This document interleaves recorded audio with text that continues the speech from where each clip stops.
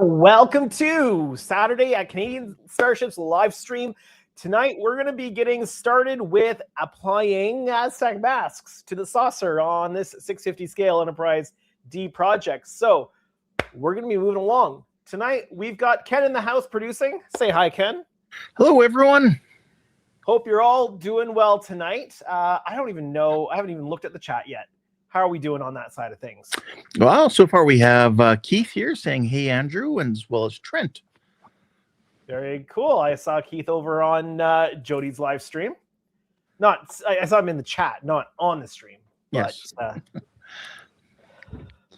hey, Trent. I forgot to pour myself my tea Earl Grey hot. So I better do that before I forget.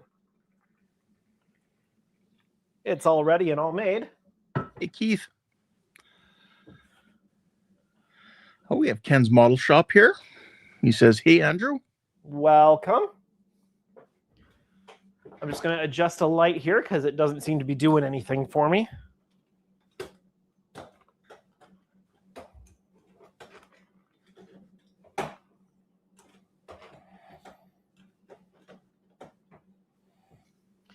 Let's see if that helps with the coloring on my face a little bit. I got my tea Earl Grey hot, and we're going to get some masks laid down. So what's everybody else up to tonight? What are you guys working on? Are you working on anything right now, Ken? Not right now. I haven't really been to the bench much since my dad's still here. He's 82, okay. So I spend as much time as I can visiting with him. Okay. So not doing a ton of work on the Reliant right now, then? No. Where are you at with that right now? I am just doing the Aztecing on the rule bar and weapons pod right now. All right. I would imagine some of the painting has to be done before assembly in order to be able to get into some areas, right? Yeah, especially the underneath of the weapons pod. What's this? We've got Hal Morrison saying 1/350 no. If you're referring to the Enterprise, it's 650 scale, 1/650 scale.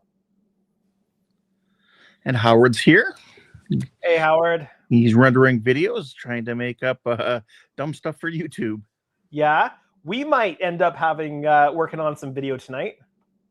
I just opened the wrong program, and hopefully that doesn't cause any problems with my live stream. Ken says he's working on the 1/600 scale Klingon battle cruiser. Very cool. He's working on the lighting. Very cool. I accidentally opened up OBS, but I'm not using OBS for streaming, so I'm just hoping that doesn't cause me any trouble here, and I'm trying to close it. And because multiple streaming programs don't like being open at the same time. I think Buck was having issues with that too. Yeah, when you accidentally click on the wrong icon and open the wrong program. And it's not responding. I'm going to have to do a Control-Alt-Delete Task Manager closure, I think. If I can find it. Oh, and I've still got GIMP open, it seems. So I can probably close that. And Control. Oh, there it is. Let's end task. There we go. That's going to help us out a little bit. I meant to open up OBS. Not OBS. Wow. I meant to open up DaVinci Resolve because we're going to be... so what we're doing tonight is we're going to start putting masking down on this thing, but I'm currently also in the process of doing a deep dive video on the process. So during the course of the evening, I'm also going to be creating some content for that video, and I'll want to make sure that I drop it into DaVinci right away. So DaVinci right now is full widescreen on my widescreen monitor, so I'm just adjusting that. We have Jody joining us here, as well as Matthew Watson. Hey, Jody. My display capture screen keeps changing almost every time I open this thing up. It's weird. And I'm always having to go in and re-choose the correct screen. That is weird. It is very weird. But I should have that selected now. And so if I cut to this, you can see that I'm currently editing a video about the Aztek masking. Nice. So we'll hopefully get some content created for that as well. Let's see. I've got a whole bunch of masks on the back bench. They are going to go on the model. And I have, let's see here. So I have a kind of plan outline where everything, oh, we're actually not delayed right now. That's kind of nice. We've got a plan outline where all of those mask pieces go. I've got them laid out on the back bench at the moment, and we're going to do the process of getting the transfer tape on, getting them put onto the model. Probably not going to do any painting tonight, but hopefully I'll be able to get at least a good chunk of these masks down on this thing tonight. So we might as well get started. Would you like to tell the nice people at home where you got these masks from? Yes, these masks are from Motion Picture Miniatures. Wayne over at Motion Picture Miniatures has this whole full comprehensive masking set available, which is really nice. So we're going to be working on that tonight. So I'm going to go grab part number 9B, and we're going to get that transferred over onto some transfer material. And then we're going to move over to this beastie and get it onto the ship. I've made some adjustments to my camera setup so I can actually get the whole thing in frame now. So it's not the length of the ship that's the problem. And that's going to be nice because the Excelsior Enterprise B is longer. The thing with the Enterprise D is just how wide that saucer is. And so to get everything on screen, I had to buy a new part of the camera arm. You can kind of see the camera arm down here that's clamped to this mobile workbench. Yes. And so it's going up and then over and then across. And I had to buy another arm to extend that. And just so I could get up high enough and centered enough that I could get a full view on that. So this is what we're going to be getting the masking down onto tonight. So I'm going to go to the back bench. I'm going to grab part 9A. Great. Howard's asking if he's going to be making any masks for the Excelsior class ships. I wouldn't think so. But I mean, if somebody wants them, they can definitely. Oh, this piece here is old mask that I put onto paper for some reason, and old transfer that went onto paper and has been absolutely destroyed. So I'm not sure what that was all about. Let me get a fresh piece. Ken says the Enterprise D looks awesome. Thank you. All right, let's switch over to this view. I'll move this stuff up a little bit. So here's the first piece. This is, if we look at the placement guide, this is 9B. Before I cut these off, before I cut these out of the sheets, now there are, let me just grab one of the sheets here just so you can see what I'm working with. This is one sheet of the vinyl. This is sheet M5, meaning main Aztek pattern, sheet number 5. And before I cut any of the masks out on this, I went through and wrote on the back of these exactly which mask is which, so that when I get to taking these off the sheets, cutting these out of the sheets, I'm not going to lose track of which one's which. So if you're building this and painting it, I highly recommend going through that process through the entire mask set and do that. There's basically 3 sets of masks in this set. There's the base Aztek pattern that we're putting on tonight. And then there is, so that does the 2 main base colors. So the ship right now is painted the French blue, and anywhere where these masks go on, it's going to remain French blue as the base color. And then Sir Fixlot KSR, welcome to the live stream. So any area where the mask is going on, that's going to remain that French blue. Anywhere where there is no mask, it's going to be a gray color, I believe, for that. So I've got all the colors here close to me, and I'll be able to sort that out.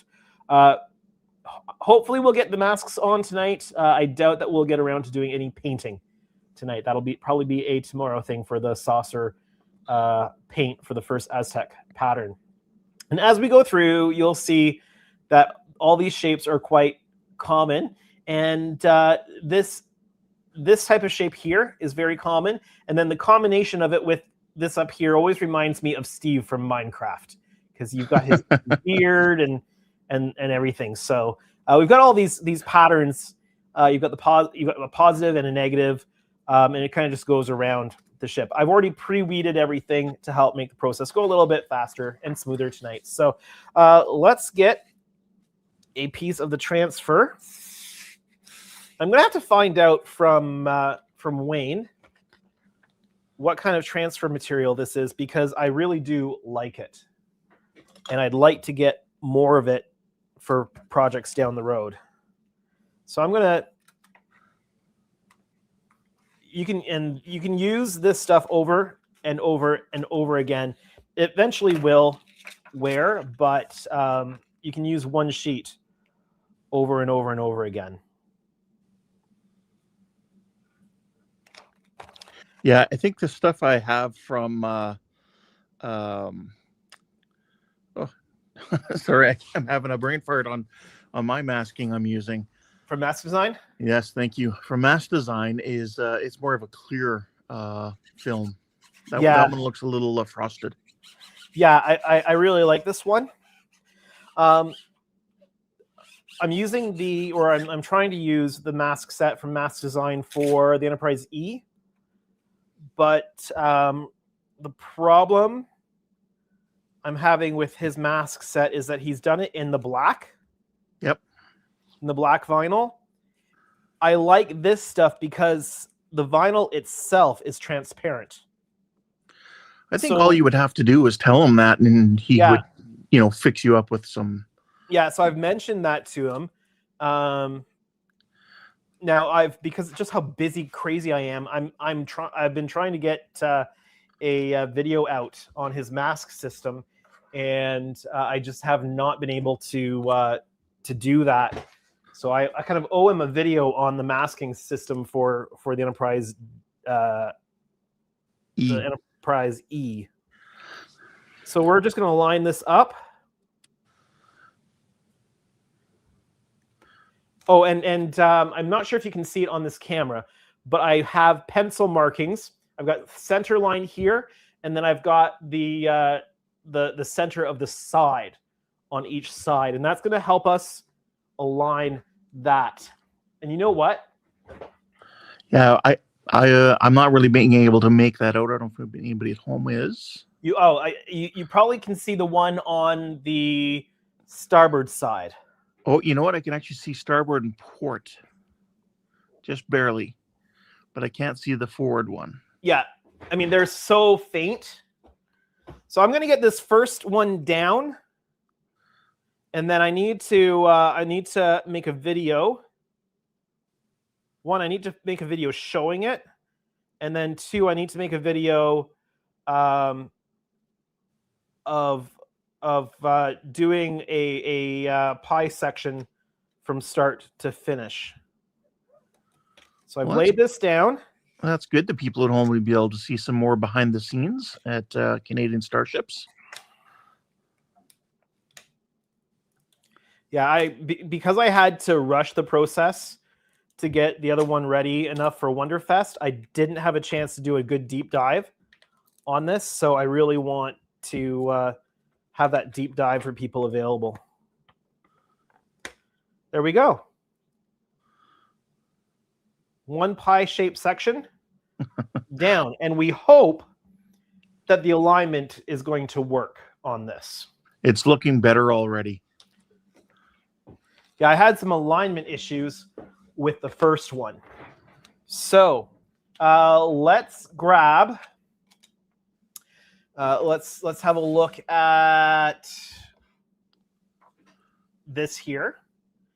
And let's grab 9A and kind of work our way up. That way, these lines here are going to be lined up properly. And I'm going to create a video for that.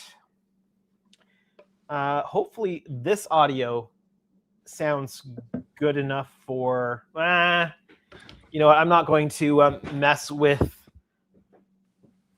my audio for my videos. I think I'm going to grab the big microphone and record that audio separately the same way I normally would. So I'm going to make a quick clip showing this down. Oh, let's see. I'm going to do a quick clip showing that down. I'm going to film that with my phone, and then we'll do a video at the table of actually transferring the mask over to the transfer film and then placing it down on the model. All right, so, that sounds good. Live stream and behind the scenes of video production here tonight. I just need my Audacity up. Hopefully I'm not going to be running too many programs here at the same time. Okay, so we are, let me just make sure Audacity is recording the correct device. It is, okay. So I'm recording on my phone. I am recording in Audacity. I'm going to make sure that my audio lines up properly. And we're going to go. So the first pie section, which is 9B up here in the front, has been laid down onto the model. What I'm going to do is I'm going to do 9A, which is the section just up here, and I'm going to take you through the process of transferring it to the transfer film and placing it down on the model. There we go. Clip created. Stopping the audio. I'm going to transfer the video to my computer, and I'm going to save my audio before I do anything else. This is going to be clip number 9 for my current video. So I'm saving that as audio 9. Jody's asking, what's the purpose for recording audio separately?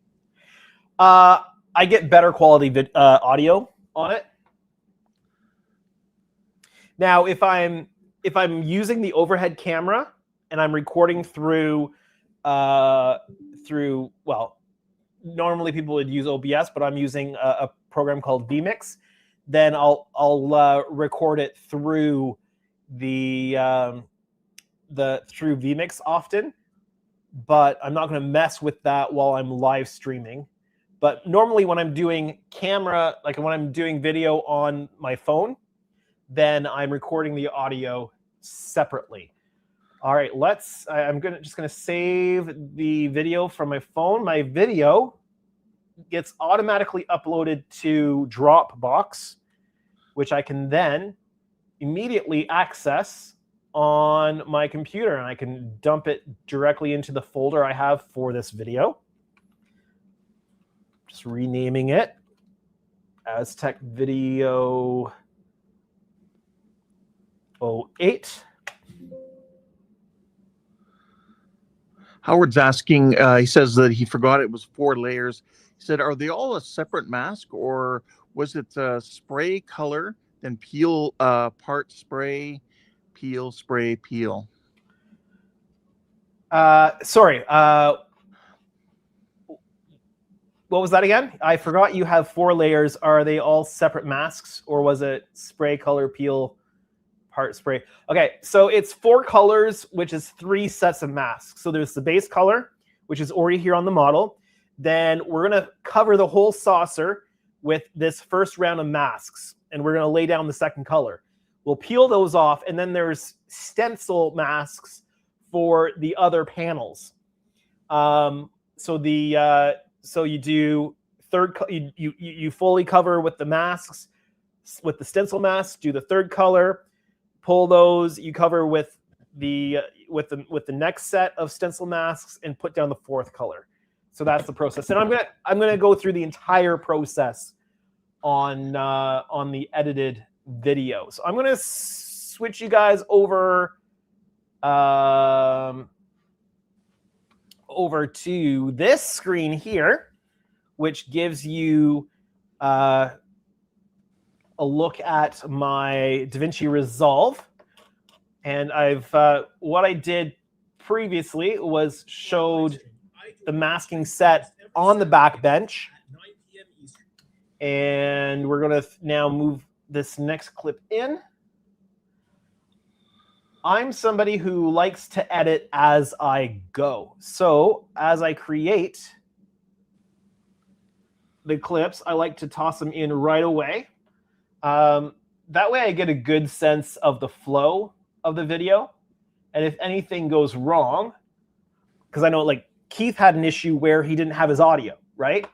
So in that situation, if something like that happens, then I know about it right away. And as long as it wasn't something that I could only do once, I can go back and I can redo the clip. And we're going to go.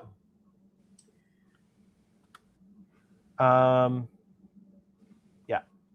I've got a lot of stuff running on my computer at one time here. Hopefully my computer keeps up. The nice thing is that with StreamYards, even if my computer drops out for some reason, then the stream is still running. So my phone obviously records audio on the phone. So I use the audio from my phone to line up the audio recorded through Audacity, and that's why I've got the 4 clicks. That just gives me those peaks to line everything up to. I'm going to throw my transition in. I just have a slide transition and my sound effect for my slide transition, which everybody should recognize, which is the door slide from TOS. And I don't think you can hear it. You might be able to hear it through my microphone. Yeah, we could hear it. But I'm just going to kind of make sure that it's looking right. Transfer film and placing it down on the model. Okay. We'll trim that up. Howard says, yeah, he had to refilm some parts. Yeah. I find that if I'm editing on the go, then I have less issues where something weird happens and I don't know about it until the whole video is done in filming, and then I'm going into editing. So I know about it right away, and then I don't have any issues with it. All right. Okay. So we need to film this view, and I'm going to tighten it up a little bit. I think. Oh, sorry, you can't see that yet. We're going to film this view, and I'm going to tighten it up a little bit. Gordon's here. Welcome, Gordon. So I need to zoom in a little bit, and nope, that's the wrong pan. Reset that. Howard's having some issues with his transitions showing up. Yeah, we just need to kind of sit down and go through that, Howard. I'm sure it's something simple. It's got to be something simple. And Jeff, aka Captain Charlemagne, is here. Welcome. I'm going to take my face off screen. Unless my face on screen would be helpful for, what do you think? Face on screen for the video in the corner? Maybe, because then people can see my expressions as I'm working. You know, we'll go with it. People will consider that more relatable. Yeah. You know what? Since Jordan started using Facecam, it's just made his live so much better, because then you see his reactions and everything and not just his hands. And it's great proof that you're different people. Exactly, right? Okay, so I'm going to record in my streaming software. And I'm just going to do a quick record, make sure that all the levels and everything are correct. Okay, so I had an audio line coming in. Okay, I need to stop that. Stop recording. Bear with me for a moment, please. I just need to see which audio input I'm looking at. Audio.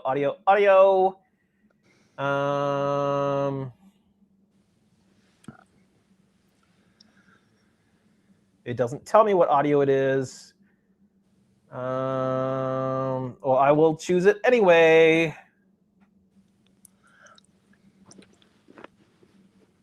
Let's go with the same microphone I'm using for... Yeah, let's go with the same microphone I'm using for my videos, just to keep it all consistent. So StreamYard should still... let me put it over here so it's kind of out of the way of... It might just be in the way of...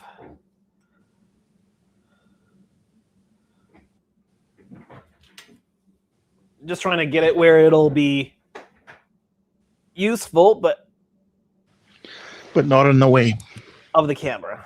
Yeah.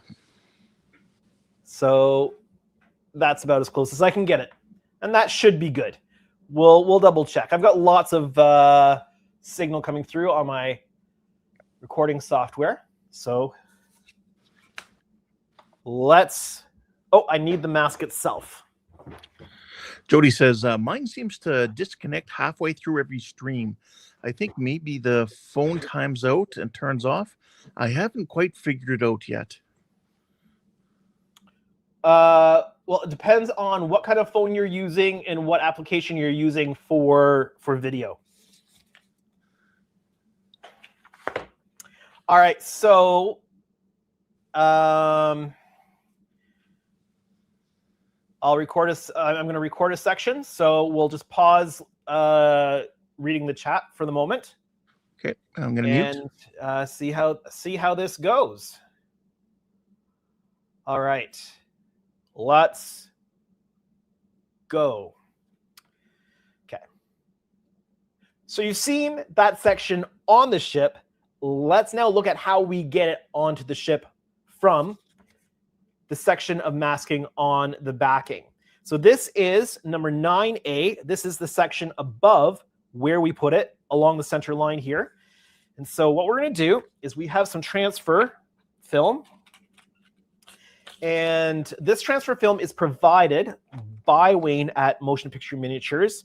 Comes with your masking set. And actually, I need to find out from Wayne what kind of masking transfer material this is, because I'd like to get a bunch of it for my own stuff that I cut myself, because I really like it.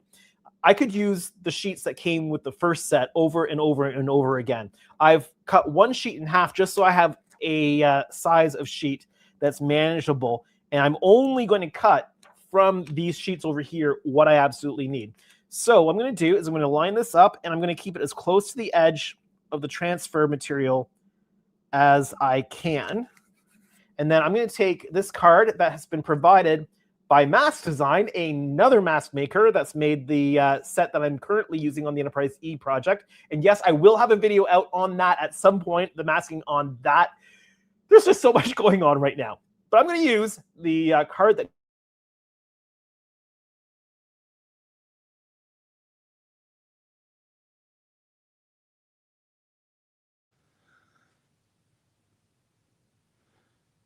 Your sound cut out. We can't hear you.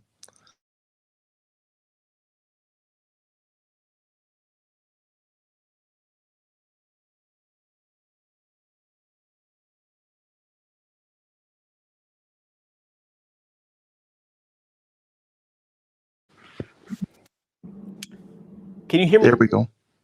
Oh, can you hear me now? yeah, I heard that. Okay, it muted me for some reason. My microphone was there, but it muted me for some reason.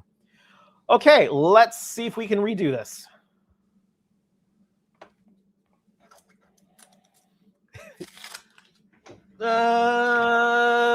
Take two.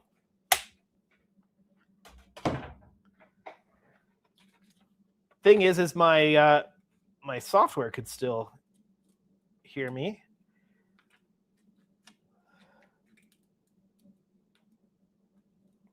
So I'm going to peel this off. You might be able to do an edit. Nah, it's going to be easier. Like it'll just direct the flow. And the nice thing about this transfer material is I can peel it off and go again. Well, that's handy. Yep. Howard says that he wanted to try doing lip reading. I don't. That was totally a StreamYard's issue, because I was going to start looking at my audio settings and I looked and I was muted somehow. I don't know how. Interesting. Very strange. Before I do anything else, I'm going to go in and delete that clip.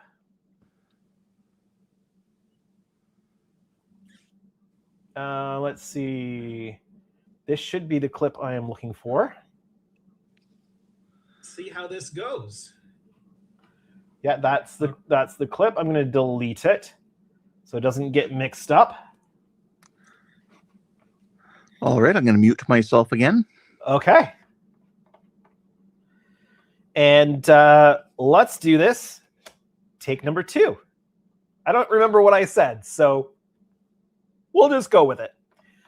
Recording, and here we go again. All right, so you've seen the masks on the model, the first pie section anyway. So now I want to take you through the process of getting it off of the masking sheet onto the model. So we've got section 9A, which is the pie section inboard of the phaser array above the one that we've already placed down. Now what we're going to do is we're going to take some transfer material, and I've got to find out from Wayne exactly what kind of transfer material this is, because I really like it and I want to get some for myself to use on future projects, especially where I'm cutting my own masks and I don't have it provided by Wayne. For example, the Enterprise B Excelsior projects, I'll probably be cutting my own masks for that. And so I'd really love to have this transfer material. So line it up as close to the edge here as possible. I've cut a half sheet here. I'm only cutting whatever I need at one time. You can use this stuff over and over and over and over again, trying to keep the most of it as in good condition as possible. I'm using the card provided by Mask Design, and yes, I am working on an Enterprise E mask video. With everything going on, it's just crazy around here. So bear with me on the Enterprise E projects, but those are coming out because I'm using Mask Design masking for that. And so what you're going to do is press it down using a card of some sort. That's just going to allow it to stick to the masks. And then we're going to pull the backing off. And we're going to kind of roll this backing off a little bit at a time, very slowly. And we're just going to make sure that all of the mask pieces, you can see some of it's coming up here. Just going to press it down a little bit and try again. We're just going a little bit at a time to make sure that every bit of this Aztek masking stays on the transfer material. Sometimes it'll go easier than others, so just be patient with the process. There we go. It's almost there. And sometimes there's little tiny pieces, so you have to kind of make sure that those stay on the transfer film as well. There we go. So fully transferred off of the backing onto this. I like this particular vinyl because it's transparent. You can see the lines underneath. That really helps in a lot of cases with your placement of the mask. So let's take this over to the Enterprise and put it down on the hull.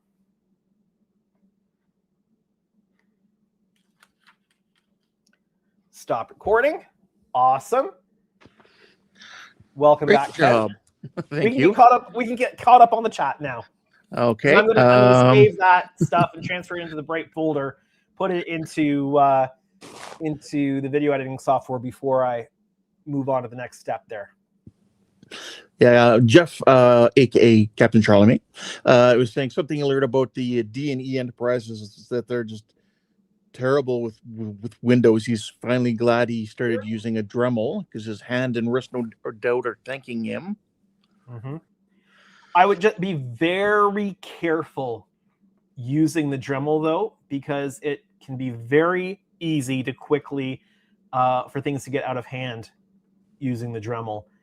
Personally, I will always stick to the pin vise, but if it's a little too difficult on the hands, then you need to do what you need to do. Let's get that over into the Aztek video folder. Trent says no face cam. And then now he says, never mind, LOL. I wasn't sure if he meant like, don't use face cam or he can't see the face cam. He must have been zoomed in. Maybe.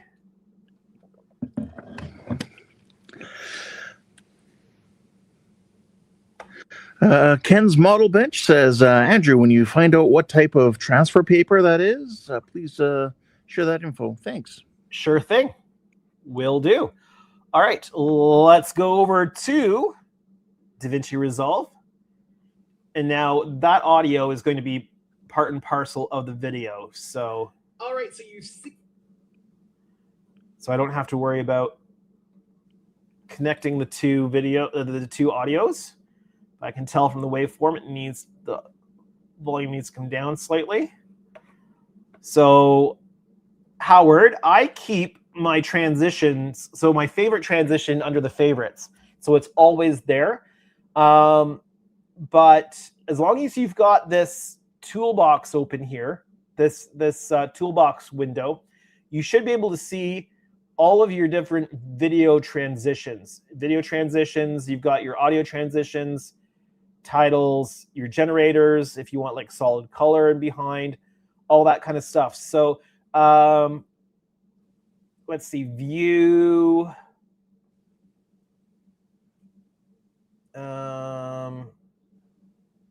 Is it under workspace?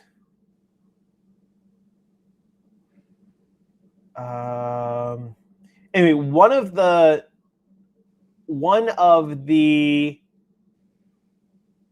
so you need to get that window back, and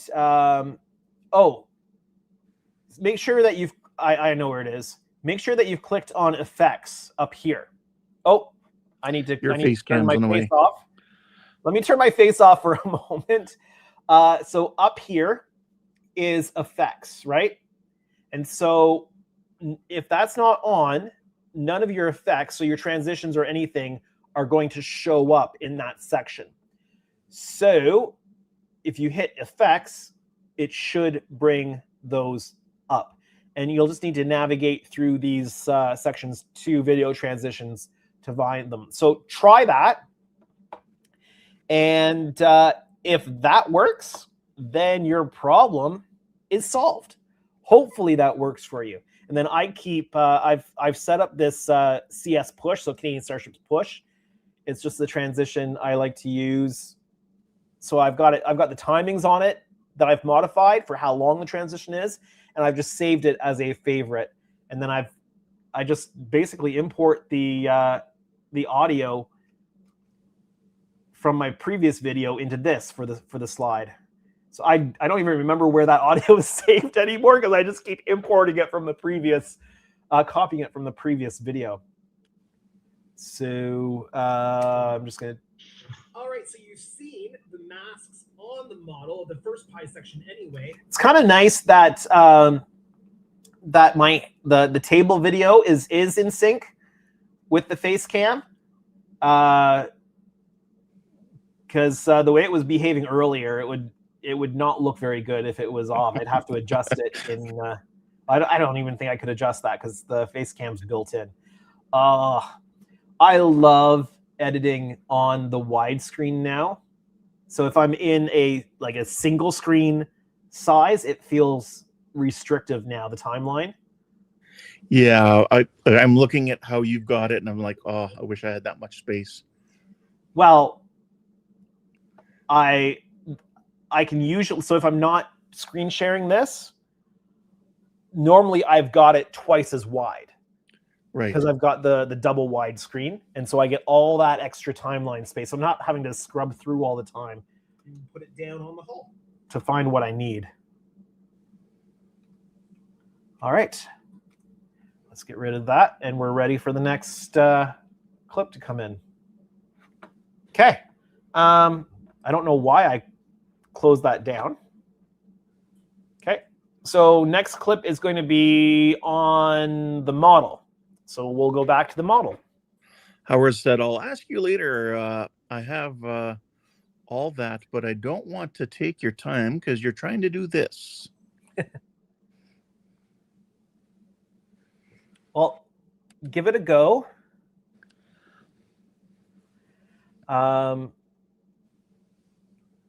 Nope, wrong way. There we go. How's that? I think you got it in frame well. Okay. We're going to take my face off screen for this one. Where am I here? Face off screen. Because there's no point, because my face isn't going to be around. And I've got a little bit of gunk on the transfer material here. Jody says, yeah, get to work. But yeah, try that, Howard, and see if it appears. Excuse me. Just gonna move the microphone over, and hopefully it's not in view. Okay. I'm gonna turn another light on. We're getting a lot of glare from the aft of the saucer section. Yeah, glare on the back end. But I'm kind of focused on in front of the bridge section there, so that should be okay. So I'm still recording audio through this program, so we should be good to go. I'm going to press record, and we're going to do this thing.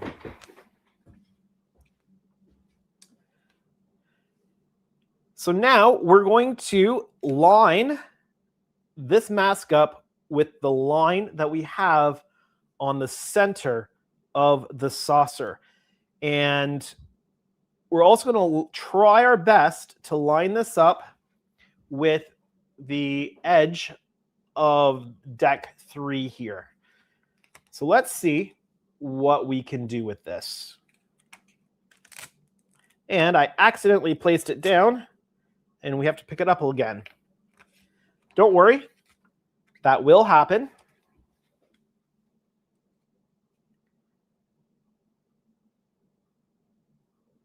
There we go. I might need to get my head in frame just to see this, so I do apologize for that.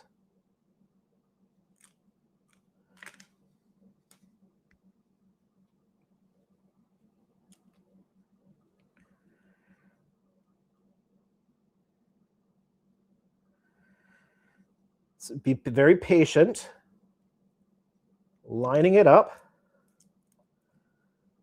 because the better it's lined up now, the fewer problems you're going to have later.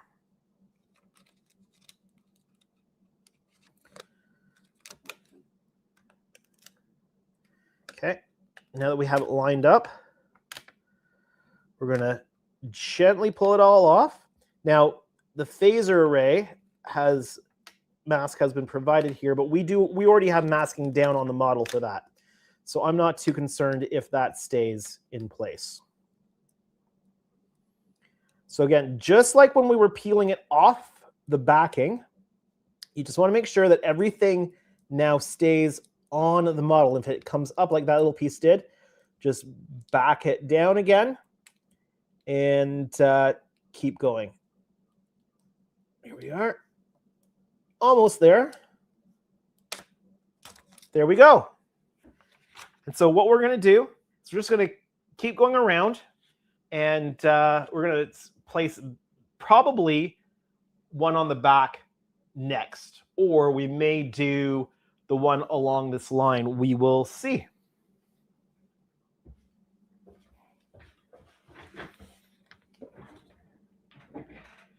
And recording done. Another good job. Jeff says, Andrew, with how often you do the Enterprise D, which I think I've seen a few so far, someone has not asked you to build the Galaxy X.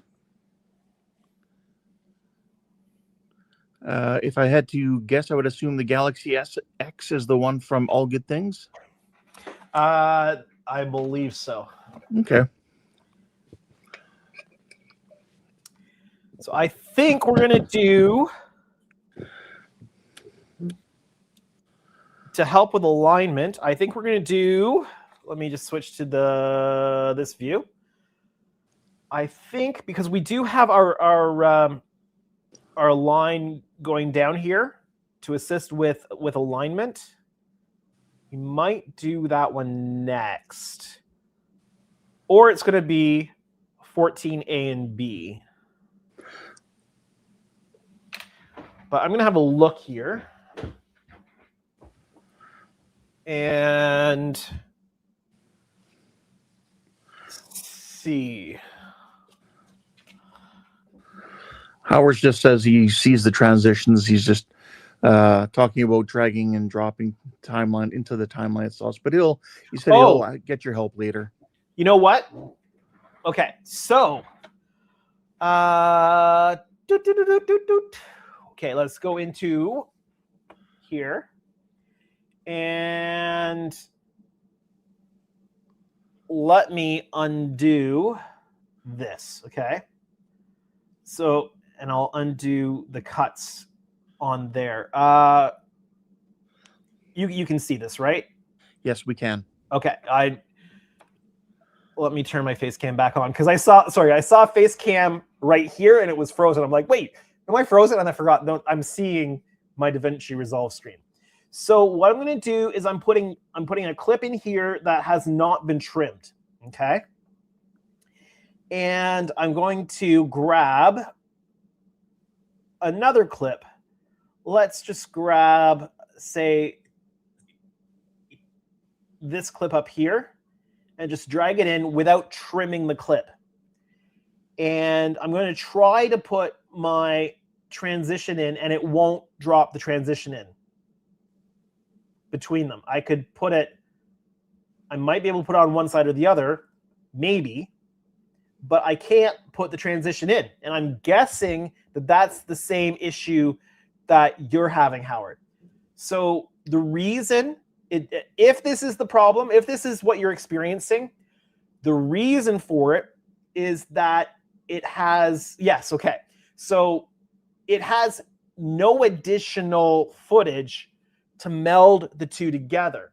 So what you have to do is you have to give yourself enough space at the beginning and end of a clip that you can trim it. So I'm going to trim this clip here at the end, and I'm going to get rid of that. And then I'm going to trim, let's just trim this one back here and get rid of this, okay? So we've cut some off the end of the first clip, and we've cut some off the beginning of the second clip. So now when I pull my transition over, it's now got material in the clip itself to blend, because there's footage after as far as the computer's concerned, there's footage after this clip here, and there's footage before this clip starts. So now it has material to blend together, and so it will allow me to put the transition there. So if you have to be able to trim some off, edit some off there in order, and put the two edited pieces together in order for there to be enough material for the transition to blend together, or whatever the transition is. So you just need a little bit on either side of your cuts in order to like, you need to be able to cut some off either end of the video there in order for it to work the transition. So hopefully that solves your problem. Ken says that looks good.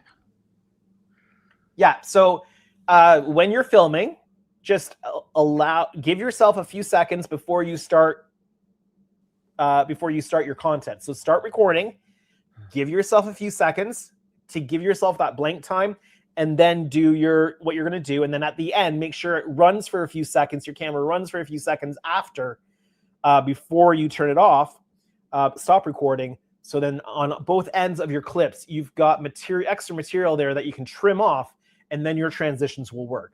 So do that, and you shouldn't have a problem with it. And if you do, come back to me and we'll figure it out. So I will get rid of this, which immediately gets rid of my transition. Matthew's asking, did you work on the first D in this way, or did you go from inside to out for the Aztek masks? What I did the first go around was I did all of the, let me switch views here. So I did all of this section.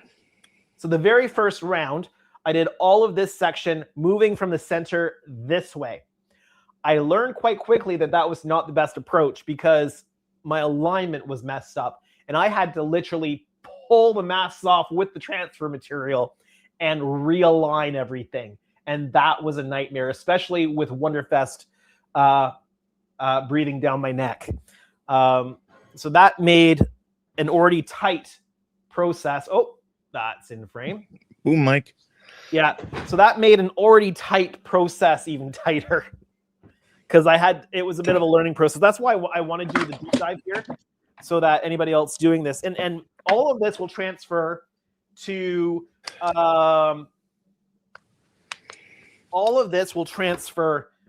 this, right? Because Wayne also has the same 4-color masking kit for the 1400 scale. And so really what I'm doing here is going to be exactly what you do here, just at a different scale. I may have to check that out, because I probably need that masking set for the Nebula. Yeah. I actually have a original Dawn's Light and Magic masking set for the Nebula. Ooh. But I've had that for so long, I don't think it would be any good anymore.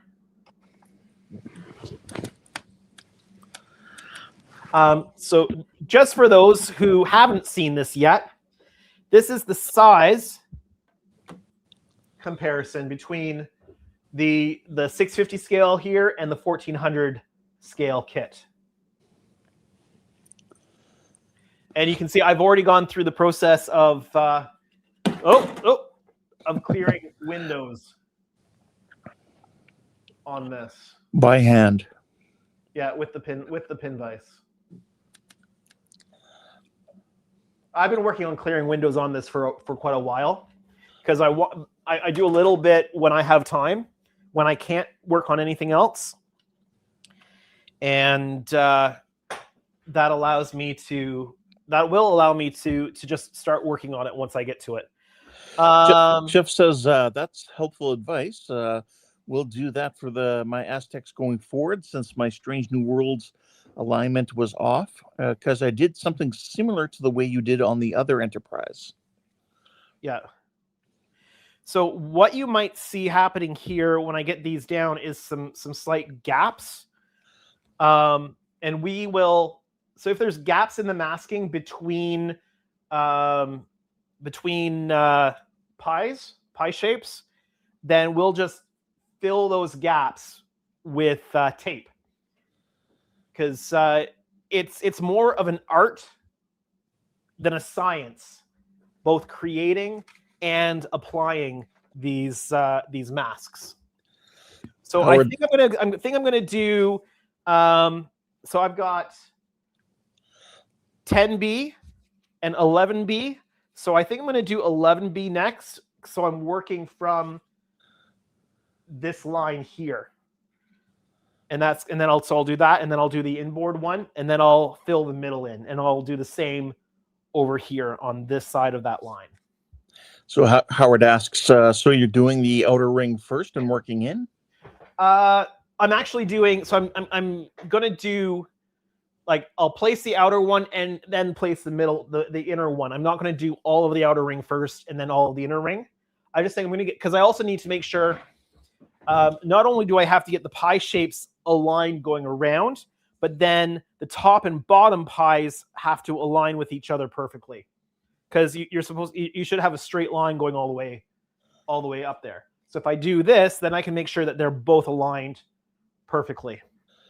Also, Howard's complimenting how your sanding job turned out on the aft of the ship. Sorry, what was that? Howard's complimenting you on how the aft end of the ship is looking. How it looks nice and smooth now. It doesn't look rippled. It's still not perfect, but I think by the time the Aztecs are on, that it's going to look so much better. That's my theory. That's your theory, and you're sticking with it? Yep. That's exactly what went through my head. Oh, I'm not showing you what I'm doing here. No, we're still on ship. So many screens to work with. So this is going to be a rinse and repeat process here.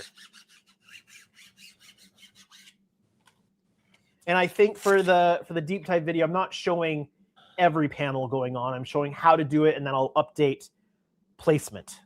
So I'm going to place this and the top one, and then I'm going to do a quick clip with the phone to show what I've done. We are 1 hour in. Time for a commercial. I didn't realize we were 1 hour in already. So I'm going to make YouTube happy here. And we are going to go to a commercial break. So one moment, because I didn't have this open. I did not have this open since we're using StreamYards and everything. But we're going to go quick to a commercial break. Some of you might get it, some of you might not. But that's okay. We will be right back. Okay. And when we come back, we can, if you want to answer, there's a comment here from Ken. Yeah. I wish that we had a way to know how long the commercials were going to be. Yeah. That's the one thing. I know if you're streaming on Twitch, it'll show the creator when a commercial is playing, and they'll know how long it's playing for. So if they move it to self-activating, then they can know exactly how long to pause the content for, and then when to come back in. So Jody got nothing. That's because you've been nothing but bad. He's getting nothing for Christmas. Mommy and Daddy are mad. Okay, so let's see. So Ken says, I picked up some transfer tape from Cricut. Have it in my stash. Haven't had a chance to use it yet. Is that the question? Yeah. Well, I think it's more of just a statement for the Cricut cutters. Okay. So definitely, if you have a Cricut cutter, definitely worth playing around with it and getting some use out of it. I know Jody's the kind of guy who cuts stuff like vinyl out of vinyl by hand. Oh, hungry? O. Henry. did a O. Henry ad play or something? Keith got nothing. And then Howard says, Jody asked Buck, he'll send you lumps of coal. And Sir Fixlot says, what size mat are you using to cut on? I finally got a folding one like that, and I love it. Typically, my mats are, well, depending on what form of measurement you use, they are 87 centimeters long, or 34 inches, and that's the measurements on them. This one here is 16-inch cutting mat, and it's just the one that I keep on this desk for small stuff. If I need big stuff, I just use one of the other large ones that are around. But just for my computer desk that I do like small stuff on, I just like to keep the small one here. And then I have an even smaller one that's a different color. I can't remember where that is right now, but I keep a smaller one just for cutting the teeny tiny masking that goes on the Enterprise E. All right, so let's start peeling this one back.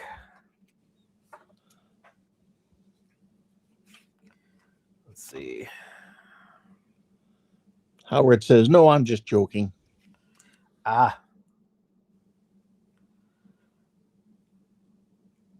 It's been a while since I ate a O. Henry bar.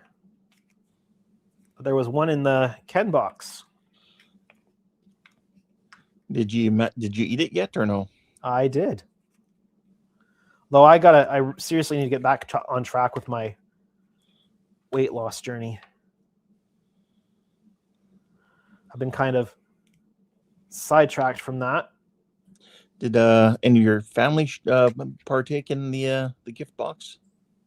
Yeah, my wife took the mint Arrow and the mint Terry's chocolate orange. Okay. Yeah. And my son will consume the mac and the craft dinner. Nice. All right, we've got 11B. We will eventually be doing 2B, or not B tonight if we don't get to it. Ça c'est la question. Okay, so this is going to go on the left side of the marked line. So let's go back over here. And let me... Why did I zoom that? Oh, yeah, I zoomed that out so that people can see the size difference between the two scales of ships. Oh, wrong way. Howard's looking at those shapes and saying it's Aztek or Space Invaders. All right. Take my glasses off. And if my head blocks view, I do apologize, but I need to be able to see where I am placing this. Well, I'm glad to hear you enjoyed it, Jody.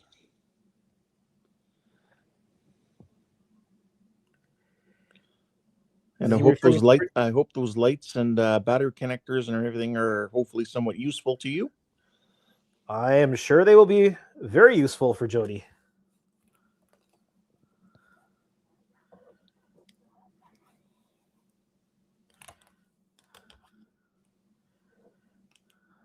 Unless, of course, he switches over to like Arduinos and smart LEDs and all that kind of stuff. That's where I'm slowly starting to move to. So, yeah, it's kind of like the move to 48 volts in vehicles. So many of the manufacturers are resisting it because they've always used 12 volts. But there's so many benefits to moving to the 24 volts. All right, that piece is down. Let's do 11A. Do you need to wrap that little piece around the I front of the will. saucer? It's just going to pop up now anyway. So, Oh, okay. all right. So 11A. Jody said, not much of the chocolate anyway.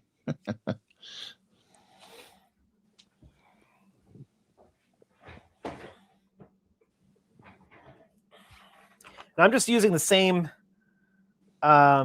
transfer film over and over and over again here. I don't know if you want to switch cameras again.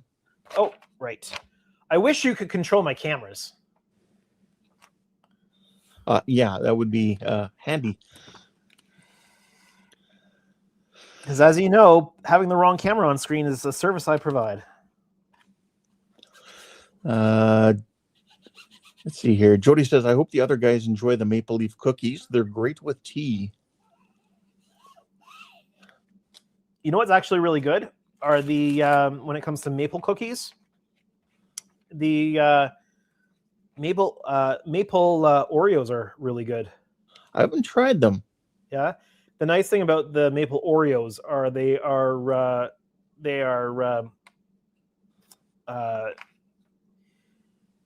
friendly for my daughter because my daughter has a laundry list of allergies. Oh, okay. So we are constantly reading ingredient lists and stuff, and Oreos are one of her safe treats. Nice. And a good treat it is. Mm-hmm. She typically goes for the original Oreos. Howard said She's- last year was Jody's spray paint year. This year Yeah. is his advanced 101 lighting. And Keith says, Helen and I like the maple leaf cookies. Well, that's good. And we're still on your desk.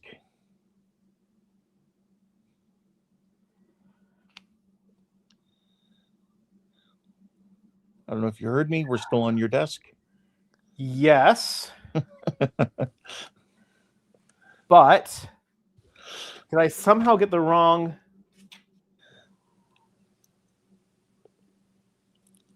Oh, right.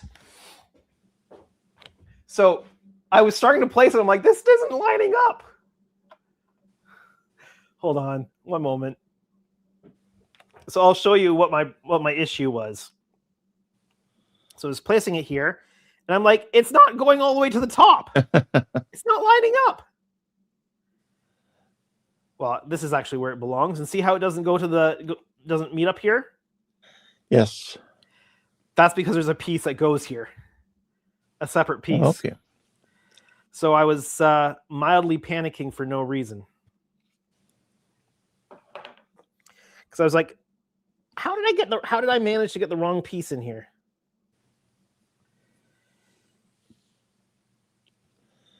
Howard says he bought some Pringles flavored in honey mustard and Philly cheesesteak.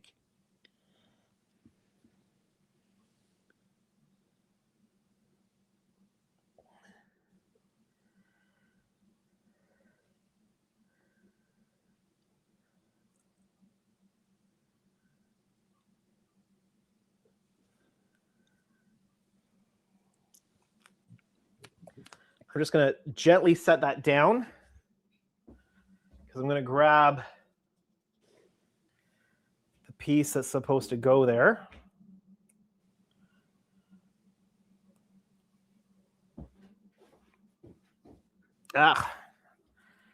Edge vinyl. The thin piece around where I cut the mask out. Yep. So just sticks to you. And it's long and thin, like long and narrow. So it just becomes a nuisance.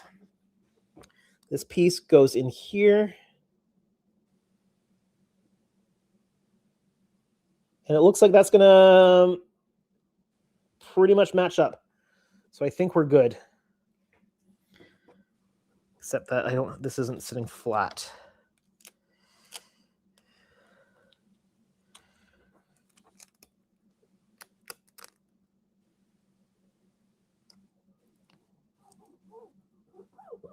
There we go.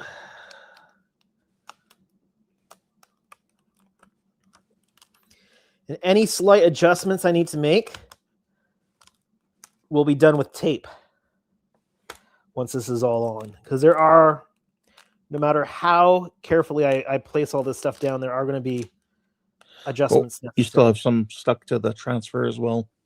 Yeah.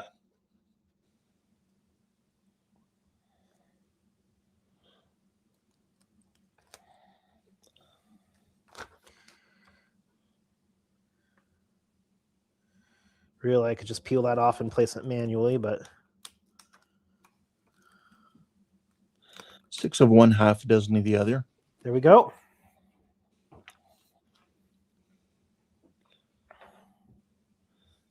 And that piece you put on the table was just excess?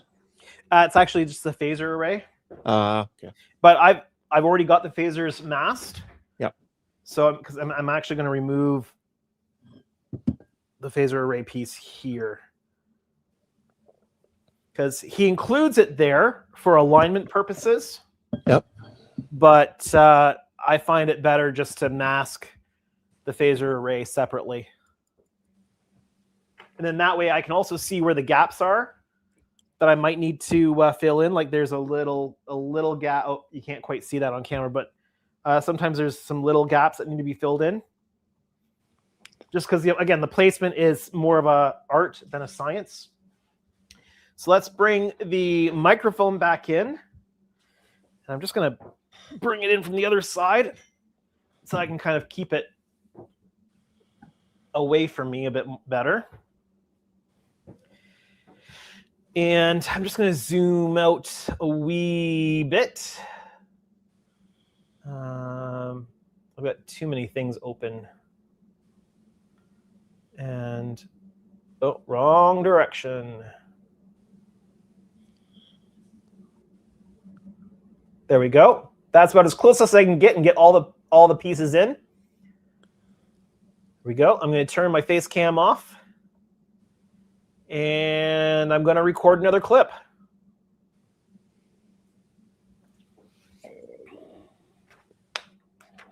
And I'm going to get the backing stuck to my hand as I do that. All right. Let me grab a pointing device of some sort. Howard says, motion sickness given out for free with all this rocking. Yeah, camera stuff. Gotta love it. Okay, recording.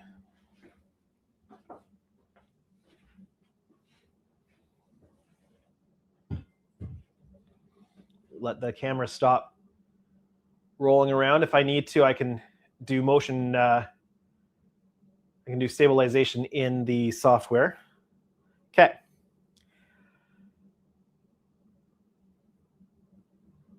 So I've decided that the next patch to go down is the one just to the left of the line running up the center of the side.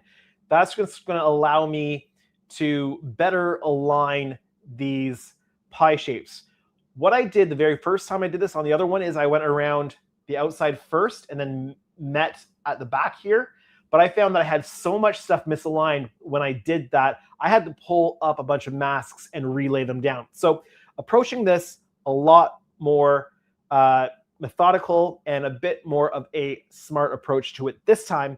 Hopefully that means everything will align so much better. There is going to be some gaps that we need to fill. We will fill those with tape. But I'm hoping that this is going to be a bit of an easier process this time around.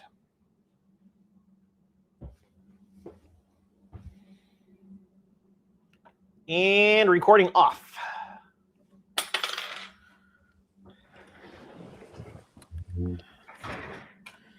Let's top up my tea. How's the chat doing? Not much new. Just Howard talking about motion sickness. Uh-huh. With the moving camera. And we're still on the saucer. Yep. I haven't gotten to... We're just getting reconfigured at the desk here. All right, so let me get my face cam back on. Ta-da! And I'm going to just save some video here. Find the video. There it is. copy it over into the video folder. There's no point me showing you guys the file folders here because that's just boring. Aztek vid 11.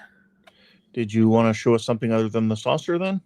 Well, I'm going to switch over to the to Resolve here now. Okay. Yeah, I just wanted to get that stuff saved over. We're going to plop this in, and just going to find rolling around. If I need to, I can do motion. Find the beginning of the clip.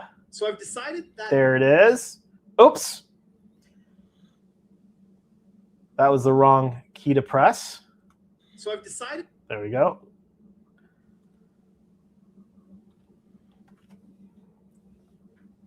So because Howard, because I've taken the end off of this clip and the beginning off of this clip, when I bring my transition over, it should, yep, and it went in there. Just going to go back here, all the way back, and grab a copy of this. So I've punch it in there. Put it down on the hull. So I've decided that the next I need to bring the audio down a little bit. patch to go down is the one just to the allow me met at the back more. We will fill those with. Wow, and I'm already halfway, like more than halfway through the time that I would normally spend on a video. Process this time around. I think this is going to be a bit of a longer video, or I'm going to have to cut it up into parts. Well, it is a fairly in-depth process. Yeah. Ken says it's taken shape. It looks good. Of course, this process would go a lot faster if I wasn't also creating a video about the process.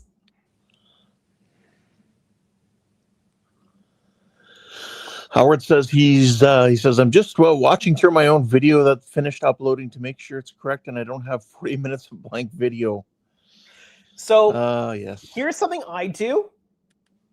So I've still got Resolve open. Good. When I am reviewing, so I'll go to a zoomed out view, and I'll scan the video. Oh, I just did something there. So I will scan the video and make sure, first of all, that all of the video clips are present, and I haven't accidentally muted any video clips. I'll go through and make sure all the audio clips are present and that none of them have been accidentally muted. And I can also just quickly scrub through and make sure everything is looking the way it's supposed to. And if it does, because I've already gone through and I've edited it, then I know that I don't have any issues. So instead of, because I used to literally proof watch everything before uploading it, but doing that, I can check to make sure everything is good, nothing's missing. I can scrub through and just verify that way quickly, and it saved me a ton of time on the proofing side of things. Howard's asking, do you have a certain length you stick to for time? I prefer to keep them around the 20-minute mark if I can, but it's all content based, and so it depends on the content. But I would typically try to keep it to about 20 minutes or so. People's attention span for much longer than that, you end up with diminishing returns. All right, so I better save this. Every time I make a change, I save it. And then let's switch back to, I've got this stuck to me. Okay, so next on the docket is going to be 10B and 10A. So I'm going to grab 10B, and hopefully it fits in there nicely. I didn't figure there was a point just switching cameras just for me to have a quick look at it. Not at all, no.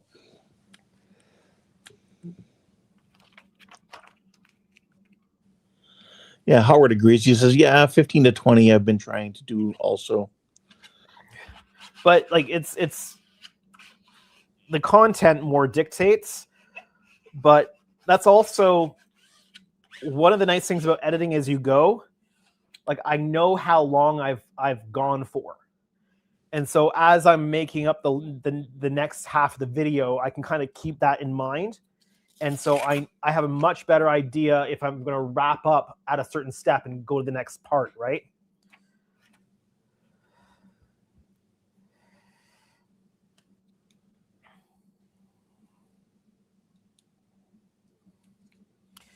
But yeah, video production of this stuff makes the process of doing the modeling take a lot longer.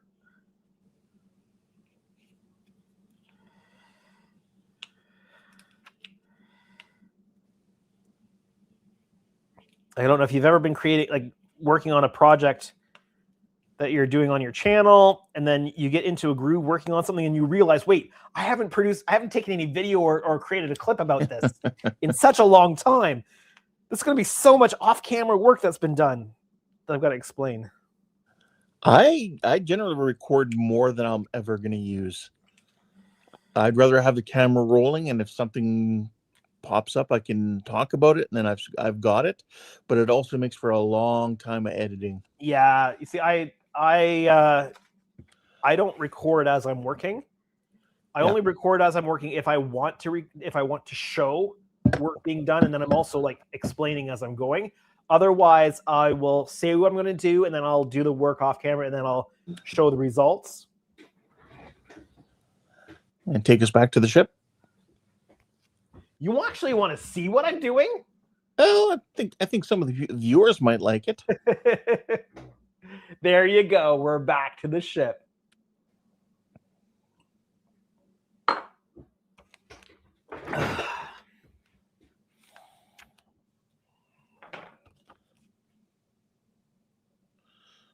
Well, that's good to hear, Howard. Howard said he finally made shorts of the intro and exit.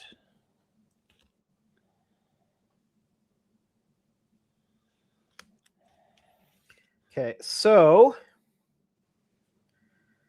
as I'm placing down the middle section, the section here, I'm lining up on one side and lining up on the other. And boy, oh boy, doing it this way, it sure does line up better. Howard says, we want to see you NASCAR crash it. No, thank you.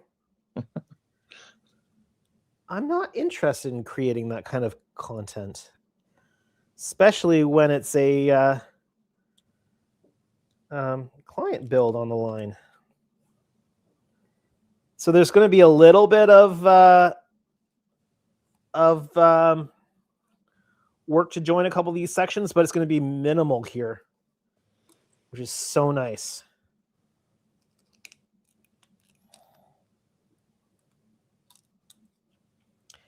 One of the reasons why I've cut the transfer material in half and not using full sheets is because I don't want the part that doesn't have masking on it to bite to some of the mask that's already down and pull it up. It's not so much a concern as you've used the transfer material for a while because the tackiness level drops on it, but my oh my, those joins look so much better. That looks really good. There's just some minor, like I'll need to like do a little bit there, a little bit here, but that's looking pretty good. And actually, some of those corners are so close, I'm probably not going to even worry about it.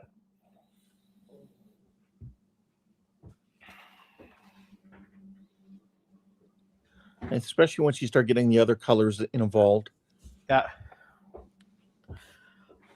All right. We're going to move on to 10A, which is the part above the phaser array there. But I'm going to throw up. I'm not going to throw up. Don't worry. I'm sorry to hear that. I'm going to throw up onto the screen the video of the other one lighted while I take a quick bio break. All right. Sounds good. So I'll be right back.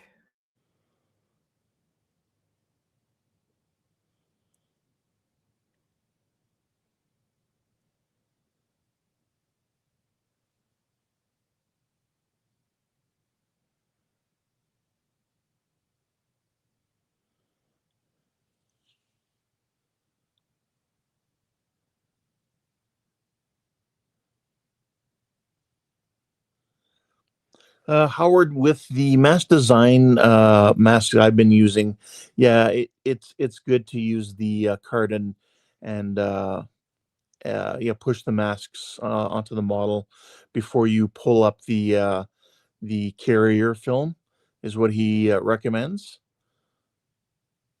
But again, he uses a different type of carrier film as well.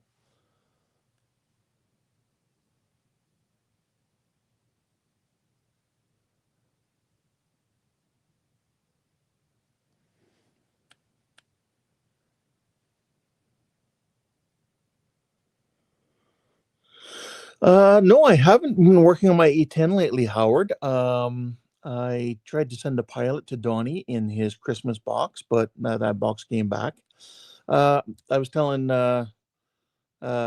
people at I think the beginning of the stream that with my father here visiting over Christmas and New Year's here, he's still here, and he's 82 years old. So I spend as much time with him as as I can when I can.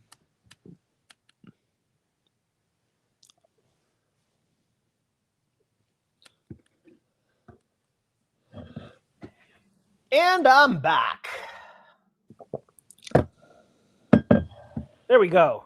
How was the break? 'Twas good. Howard was asking, would it be okay to take the card and do it to push the mask into the model as you're pulling? I wouldn't. I would just press it down with my fingers because you don't want to damage the surface of the model. You also don't want to make it too hard to pull the masks up later. Also, just on a note about those edge pieces that need to kind of curl around.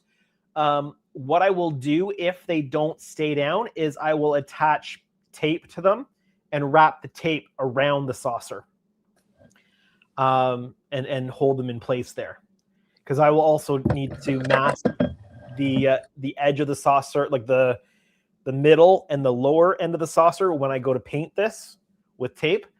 And so I'll just, if there's any that are being stubborn, I'll attach tape like here and wrap the tape around. And then I will run the tape around the circumference of the saucer, and that'll hold everything down in place. I was mentioning to Howard with the mask design sets and the carrier film he uses, has shown in his videos him using the card to burnish the like the Aztecs down while you still have the carrier film on it. So, and you can. I that wouldn't be my choice, but I'm no expert here. Yeah. And I've done it with the Reliant, and I haven't had any paint peel up issues or anything.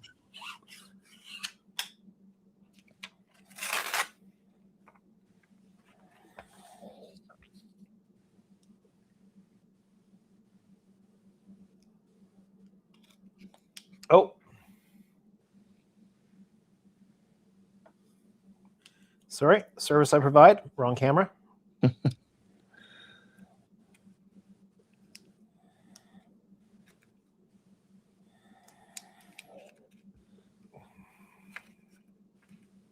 Oh. There's a piece I'm going to have to remove that I missed weeding. Howard says he's surprised they have never done a Reliant yet from Helios. Yeah, I don't know. I think, is that from weeding by your thumb there? Yeah, I let that stay on because that's a piece that was supposed to be weeded. And then there's another.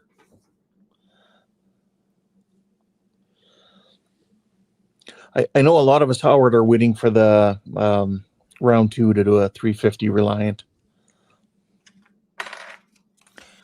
But we've been waiting years patiently. Yep. I mean, it's likely to come. It's just a matter of when, because the tooling costs of it are significant, and so they need to budget for the tooling.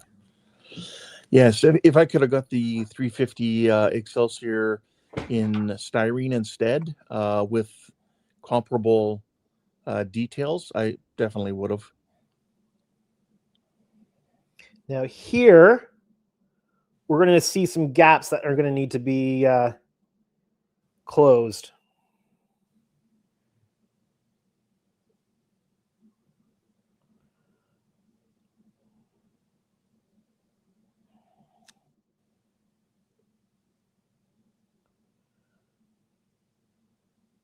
You'll see that once I pull these. So I'm just going to make the best alignment I can. Split the difference on both sides. And like I said, I will patch up with tape. Howard seems to think they'll be coming out with the Reliant when we're all dead or broke.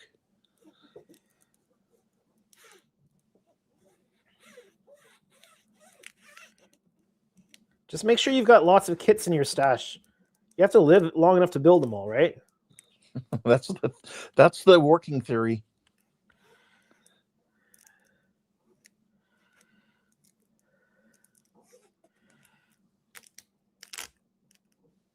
Have you pre-ordered any new copies of the E?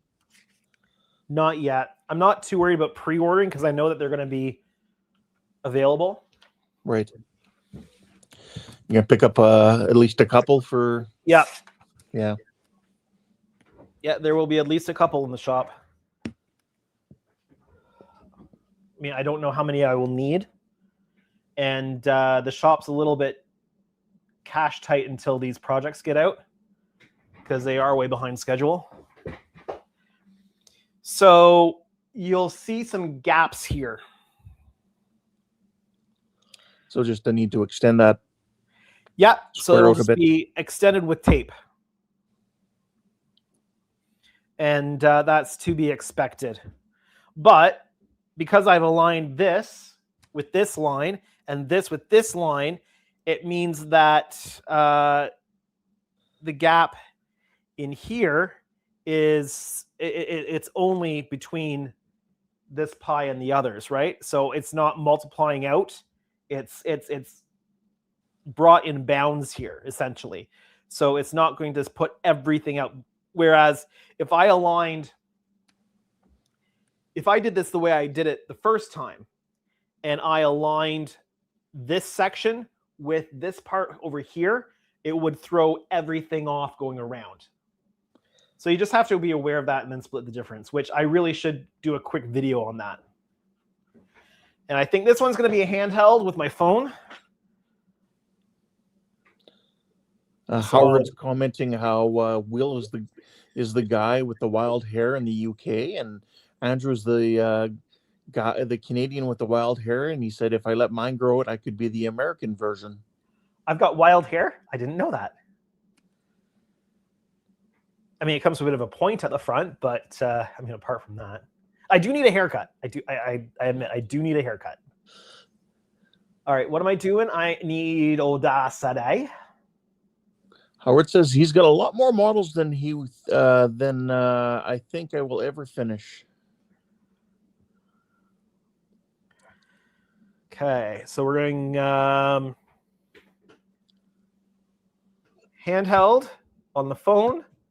We're recording. Let me just make sure I've got the right. Yeah, I've got the right. So I'm recording Audacity. And you guys can probably see what I'm doing. So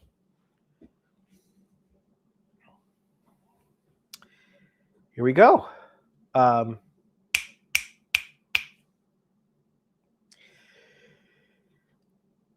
Now we've got all three pi sections for the front port quarter of the saucer down. So that's parts 9, B, and A. 10B and A and 11B and A. And with putting the 9 and 11 down first, it's allowed the outages on the alignment to stay right here with this 10 piece. So you might see how there are some gaps here on either side, and we will fix those with tape once we get this all the masking on.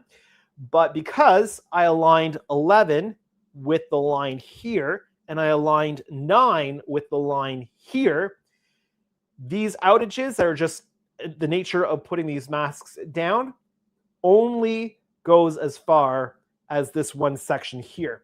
It's not going to perpetuate all the way around, because if I did this the way I did it last time, and I just start here, I go all the way around to over here, it was really far out by the time I came over here. So this helps keep the alignment in check and gives just a few spots where we're going to have to patch it up with some tape. So I'm going to continue now. I'm going to do probably section 12. I'll do section 14, and I will then meet up in the middle with section 13. And we'll probably have just a few of these issues with section 13 as well.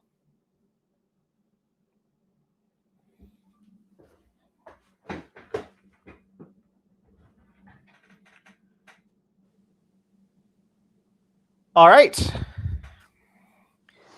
Let's get this stuff transferred over. We're going to go back to DaVinci Resolve here in a moment. Sir Fix-A-Lot says, I would like to get a link to Putty. I've been I've got the wiring under control on my Galaxy X class that was attacked by my Belgian Malinois dog, but the body still needs help. What scale is the ship you're working on, and how big are the seams that you're going to be working on? Are they big honking seams that need a lot of fill, or are they small seams that need just a little bit of fill? Or are they teeth impressions you need to fill? Yeah, all those kind of things matter. So this is going to be video number 12. So I'm just saving the audio. He says the 1400, and it's about a 1-inch fill. A 1-inch fill? That's a big fill. Fill that with styrene if it's a 1-inch. Yeah. Don't use putty. I wonder if you meant like 1 millimeter. Or because 1 inch, that's a big gap to fill with putty.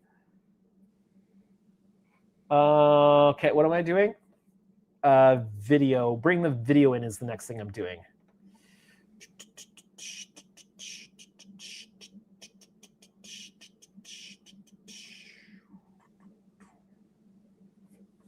This should be it. He said the big dog took it outside to play. Oh, really? So it's like fixing a gash in it or something like that. Are you in our Discord, Sir Fix-A-Lot? If you're not in the Happy Time Modelers Discord, we can make sure that we get the link up there and you can share pictures of it. And then we'll have a better idea of what suggestions to make. All right, I'm switching this over to DaVinci Resolve, and we're going to get video number 12 in here. We're going to get audio number 12 in here. We're going to line her all up thanks to these lovely peaks. So I just, when I'm lining up my audio, I just line up the peaks as best I can, and then I zoom all the way in, and then I just do the fine lineup. Zoom back out on my timeline, and they're perfectly aligned. Now we've got... Same as if you're using one of these, right? I typically don't use this in the shop because I know exactly what clip it is and all that stuff. But if you're doing a bunch of clips, it's handy to be able to write the stuff on here so you've got some visual cues as far as what clip is which. But the clack does the exact same thing, gives you those peaks on your audios so that you can perfectly align them. So if you're recording audio and video separately, which is what the pros do for film and TV and all that kind of stuff, it allows you to align it all up. I know that's going to need to come down a wee bit. Oh, not quite that much. All right, let's throw in a transition. Let's throw in the audio. Now we've got all 3 pie sections for the Handheld is always a little bit it's allowed apps here. Is always a little bit wobbly, but sometimes it's better than the overhead. Alignment in check to section 14 with section 13 as well. There we go. Clips in, trim the end off.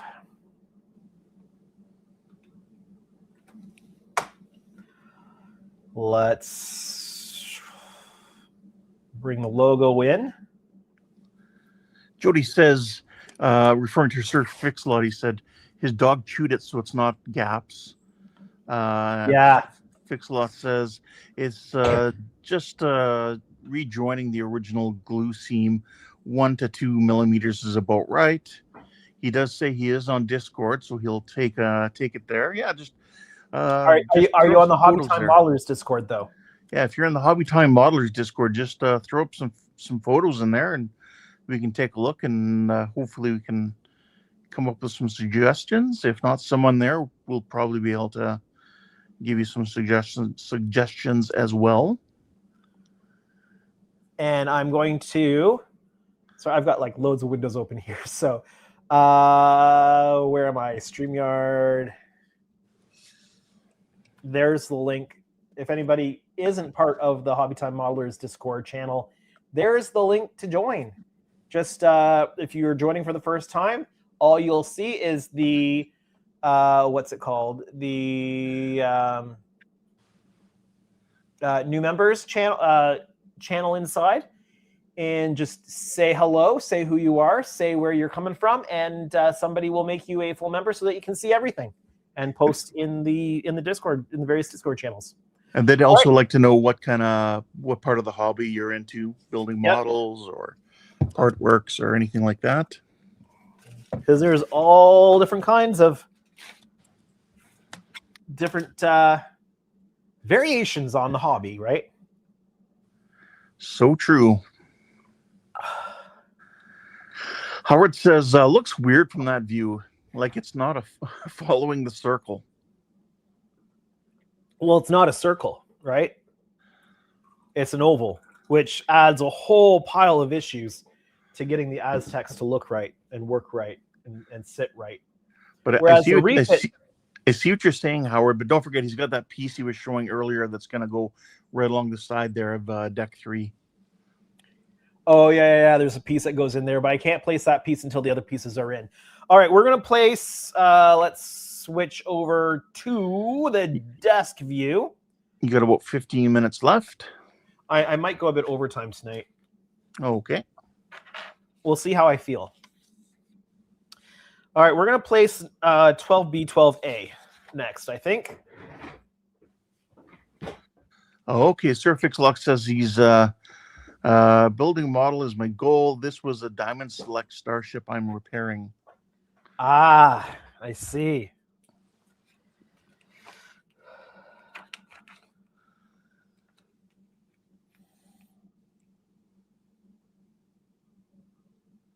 Yeah, I'm not sure. Because what material are the Diamond Selects made out of? Are they die cast?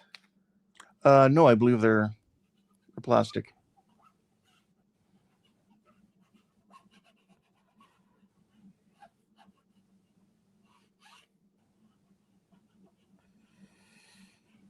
Yeah, that could be tricky. Like I have a Diamond Select refit.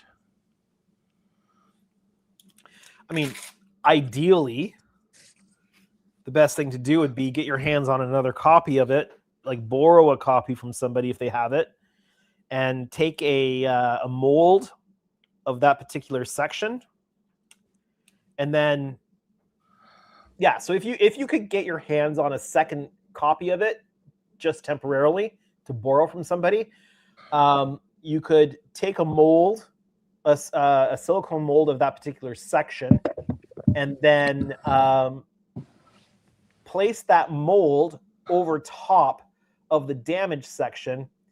And if you're able to pour from the inside, like if you're able to take a piece out, like take a piece off and pour from the inside, then you could just pour some resin into the gap with the mold in place, and that would essentially recreate the missing surface quite well, and then you just have the edges to deal with. But that would depend on being able to get access to another one, and that's also would be dependent on being able to have access to the inside of it. I don't know how those things are built, if you can take them apart in order to do that, but I mean, ideally that would be the way, but I don't know enough about the Diamond Select reproductions to know how they're constructed and stuff. He says, that sounds like a plan. I have it dismantled. Okay. Yeah, if you have it dismantled and you're able to access the backside of the parts that are damaged. But again, it might be a challenge to find somebody who has it, who's willing to let you take a mold section of it. Well, and depends on the part too. You might, if it's just if you can use like a mirrored version, like the other off the other side of the ship. That would be where okay the damage is. Well, that would be okay if you were able to 3D render it and print it, but because you could flip it digitally, but doing a physical mold, that probably wouldn't work out too well.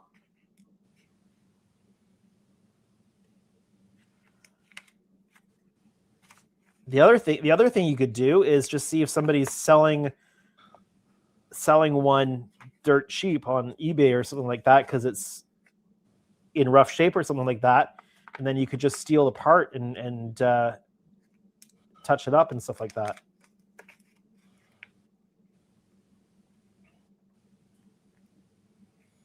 I mean, there's a few options there. Or just selling pieces of one. Yeah.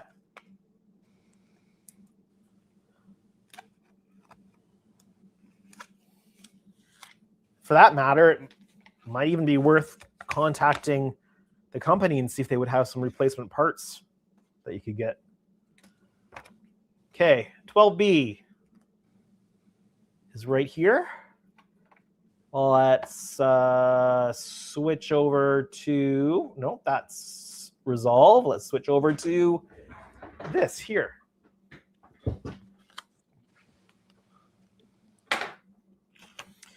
And this is this section here on the other side of this line.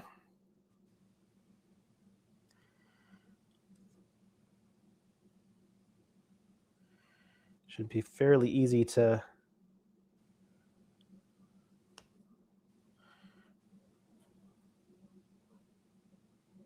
line up.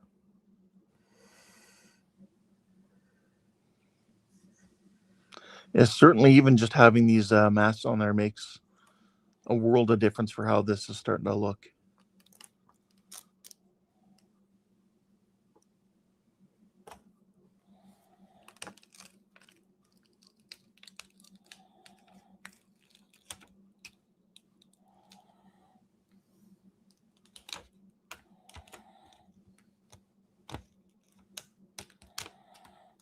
Whoop.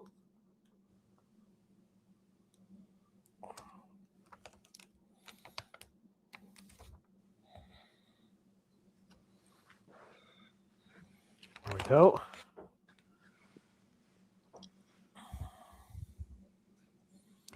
Okay, we'll do this section next. Yeah, it definitely starts taking shape once the Aztecs start going down. You can bring us back to your table. And surprisingly, this portion of it actually goes fairly quickly. So it doesn't take forever to do the painting. The seam work on this beastie is probably the most troublesome part. Jody suggests getting some used gift cards, super glue, baking soda, and some precision files to build it up from scratch. Yeah, that would certainly be the Jody method. He does a lot of scratch building that way.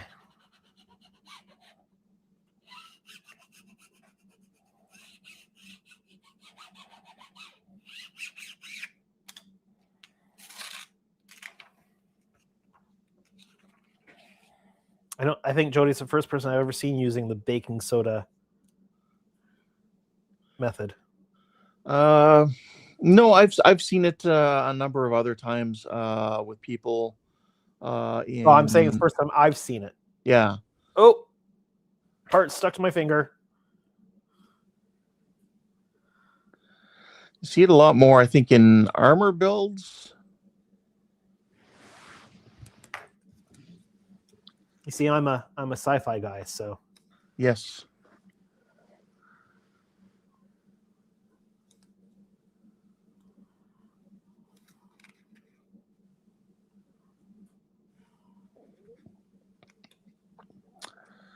Yes, Sir Fixlet, I believe his name is Mark. Said I would like to get a kit to build of it myself. He said this one is a sentimental value, so I will manage to revive it. He says it's a fun day. Mm-hmm. Jody got the baking soda and super glue thing. He said he got it from Guitar Work.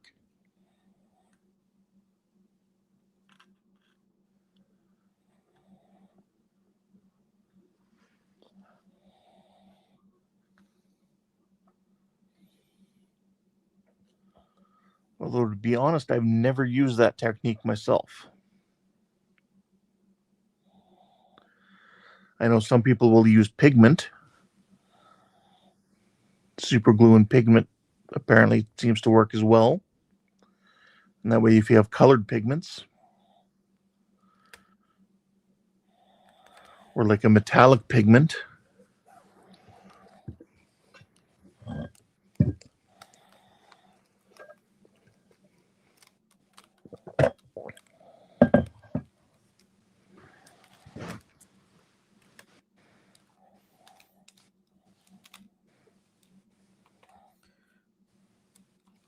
Oh.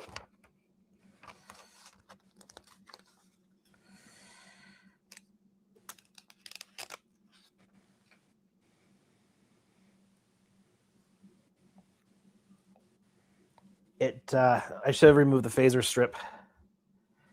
It grabbed a hold of the undermask.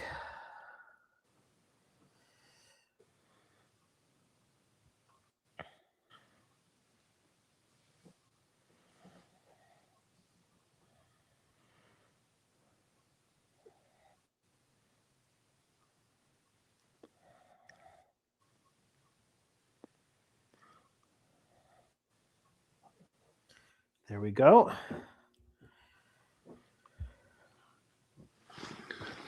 Another piece placed. there we go, looking good. Now for my next trick,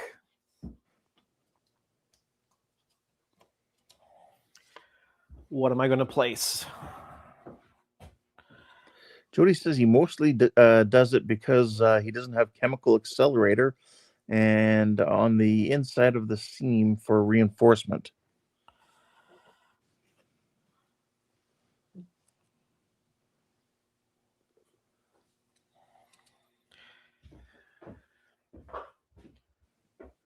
I'm just working out which I'm doing next here. Would you need to trim closer to the edge of the top one on the curved side? No, because the transfer film will be in the way anyway. Okay. And I'd have to single use a piece of transfer film if I wanted to cut it that close. Essentially what I have to do is I'd have to lay it down like so. Yep. And then I'd have to trim around here if I wanted it to sit flat. Right.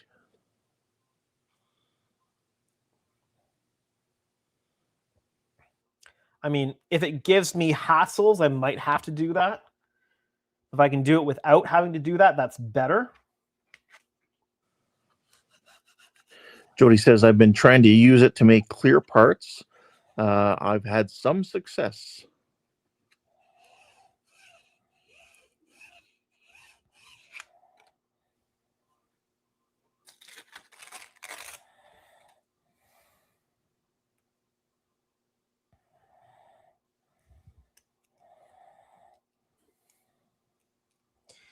Now, the masks in this section are a little light because so much of the back section here gets that second color. So, And we're not on, we can't see what you're doing. I know. I know.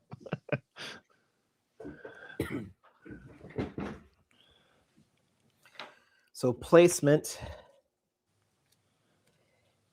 here is a challenge.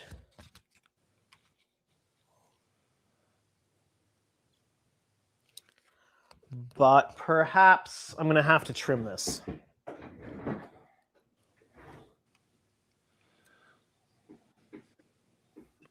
And just so you know, you're at the 2-hour mark if you want to throw another ad in there. Alrighty. Maybe while you're trimming or something. Sure, I will throw an ad up and then we'll come back. So let's go to a commercial break. That is, if the commercial break actually works. We'll see.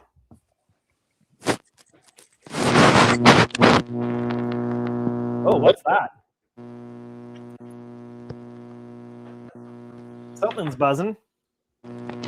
Oh. On my end? Yep. Oh, is it still buzzing right now? Not now. Okay.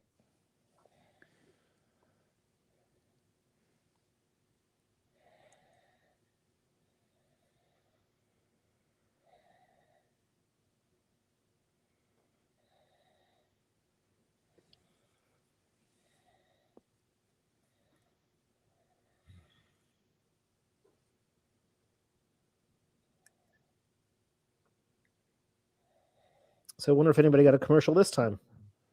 I guess we'll find out. Just going through some comments here. Gordon says, I still haven't found, still can't find a tin of the French blue base paint anywhere in the UK. Jody says, if you can't find the French blue, maybe try duck egg blue. Yeah, finding basically the same. Finding this stuff in the UK, as far as I know, it's going to be difficult to find. Because I know that Danny, my Arduino programmer, tried to get some of the rest. Tried to see if he could get some of the Rust-Oleum in Europe, and wasn't able to.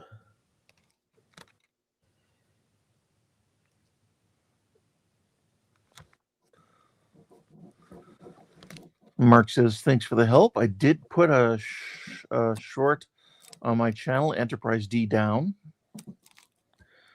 Gordon says, cheers for that idea. Jody says, I did get the ad. Okay. Keith said, I got a commercial that time. Matthew says, just trip over the channel to France. Okay, I think where did I put my glasses? Here they are. And Buck's here, and Buck said he got no commercial. Hey, Buck. I think I'm going to put this top section here, and then I'll be able to align the bottom with it. So this section back here is where the alignment becomes tricky. So we shall see.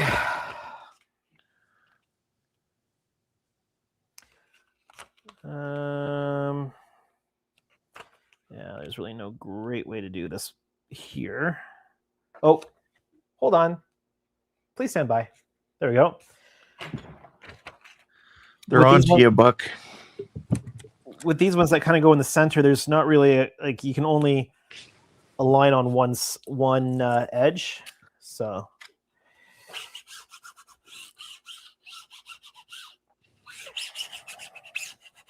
Hey, Stephen Martin's here. He says, "Hey, dudes." welcome, Stephen. Welcome to the live stream. How are you doing tonight?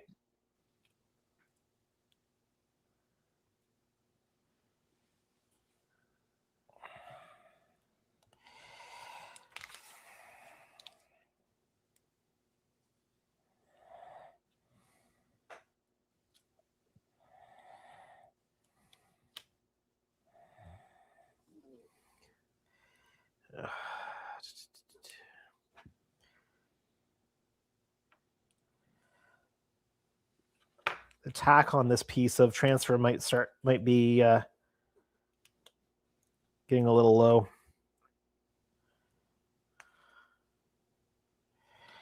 Well, good thing you got some spares. Well, I like to use a piece as long as possible so I don't risk running out. Because there's a couple sections where I'm going to need to cut it pretty close just to get it in. So I want to make sure I've got lots on hand for that. And Stephen is saying he got a travel insurance ad. Okay. I do not control what kind of ads come up. But I'm trying to control when they go up so they're not interrupting us too much. There we go.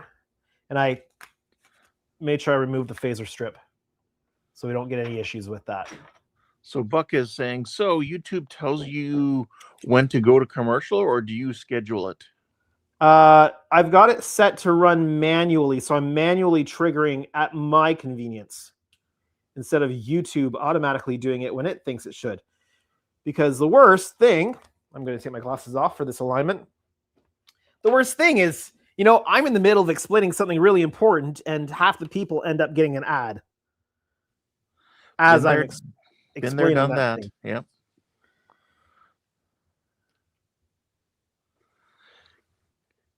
Ken's really appreciating how the Azteking is looking on the D.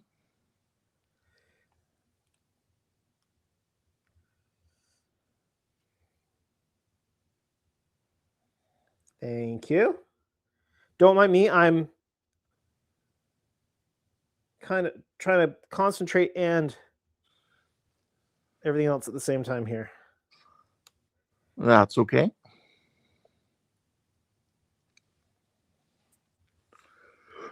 I have to try to split the difference a little bit on these.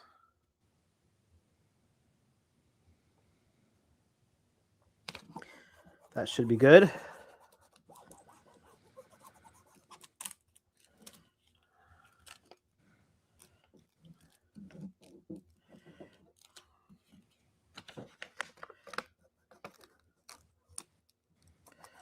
I also tend to press them down as I'm removing the transfer film.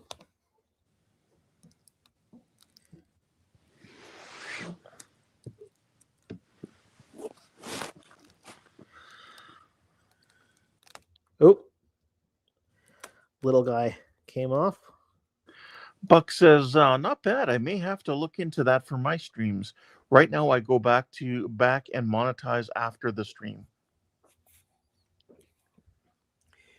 Yeah, so I mean, I'm sure it's not running as many ads, which is probably a good thing. Just means that you don't get as much ad revenue, but that's not what we're here for. But yeah, basically it lets me make YouTube happy that I'm running an ad or two, but I'm in control of when it runs so that it's not interrupting the stream. So, you know, a bit of the best of both worlds without the Borg invasion. Jody says, and everything like that. Now I'm curious about this spot in here. Which mask piece is it that I actually need? Is it the one that's currently on the table? You know what? See? So yes, it is this, but it's which portion of this, right? Okay. And based on what I'm seeing on the other one, the part that I need to put down is this middle section, which means I can place that manually and I don't have to worry about getting this to fit in perfectly.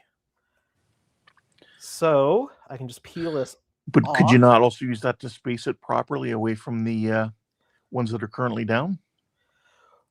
Well, I'm going to place it manually so that it is, so I can line it up by eye so that it looks right.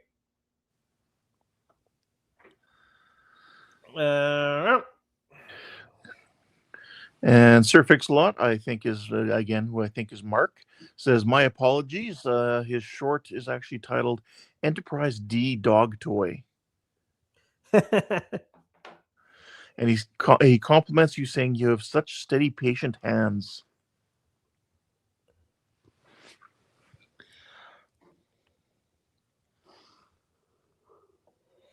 The line I've got down here is helping with the placement of this too. There we go. There we are. Nice. Because it's just underneath this portion that is the French blue. The rest of the areas around here is the it's actually a bit of a gray blue color. So I did my best to try to color match with the studio model. So, all right. Next up is going to be,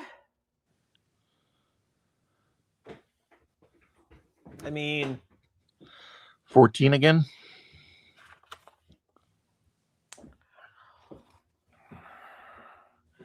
I think I'm going to do 13.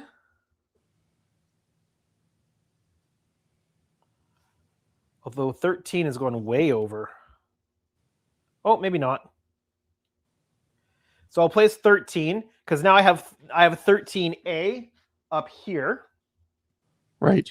And I can align with 13B. But I should probably do a quick video clip here. And I'm sorry, you guys are going to have the microphone in your way here for a moment. I do apologize. Well, I can probably bring it in. Hey, everyone, check out the boom mic. We'll probably do this, and that way you can still see what I'm doing. So we're gonna go handheld again, and I'm just gonna explain my process through this section here. Okay, so I need Audacity. I need my phone on video. Oops. All right, I'm gonna mute. Okay, let's go video. So video, audio, and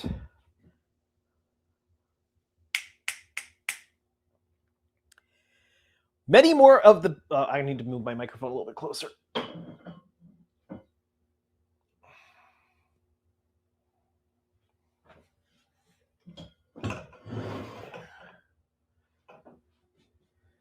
All right.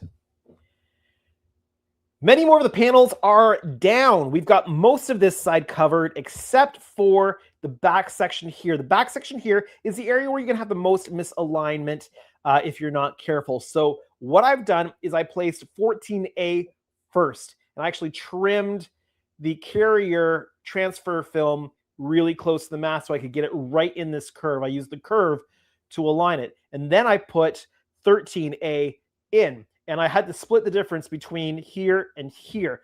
Now what I'm going to do is I'm going to put 13B in place, which I have right here, and I'm going to use 13A above to align it. Then I'm going to put 14B in, and you can see that there's not a lot going on 14B here to align anything with. So I'm going to use 13B to align 14B. So you just have to be a little bit strategic in how you place, in what order you place these pie pieces to get the best alignment possible. Again, you're still going to have some fix-ups to do with tape, but this will get you most of the way there. All right. All right, you can come back in, Ken. I am back in. All right. So I'm letting my phone upload that to Dropbox. And I mean, I can go to full face cam for you for a moment while I'm transferring files. How are we doing on chat? We are caught up on chat. It's nice to it's nice to see we have 23 viewers. I hope everybody's hitting the thumbs up button. I'm curious who all the 23 are. Oh, we have a new comment here from Sir Fix-A-Lot. He says, I haven't found the Galaxy X class kit, but I wanted to start on Enterprise B, then C. Yeah, so there are some conversion kits available for the AMT 1400 kit. Although I can't remember which companies put them out, and if it is one of the companies that you can only get through Federation models, they're currently not functioning at the moment. So, I mean, it could be a little bit difficult to get, but I know that they are out there. So if you look for them, you should be able to find them. Now, I think I just exported the audio. I'm just going to double check. Yeah, I exported the audio. I'm going to grab Dropbox. It should have copied over to there already. And we'll just copy that over to this folder. Is it there? No, it did not copy. Let me try that again. Copy and paste. Okay, well, I'll do it this way. Okay, there it is. I'm just going to make sure I've got the right clip here. On 13A. Yeah, I've got the right clip. So I'm just going to rename this Aztek Vid 13. We're up to 13 clips in this video so far. What's your time sitting at for that video? Before this clip, it's sitting at 13 minutes and 49 seconds. Okay. But I mean, these videos it might be a series in itself, and it might have to be a little bit longer. We'll see. Because it has to be as long as it has to be, right? Yeah. Wow. Oh, you can't see what I'm doing here. There we go. All right, I've put the clip in. I'm just lining up the audio. And look at this. This was just my initial lineup, and I got it pretty much perfect without making any adjustments. That doesn't happen very often. Many more. There we go.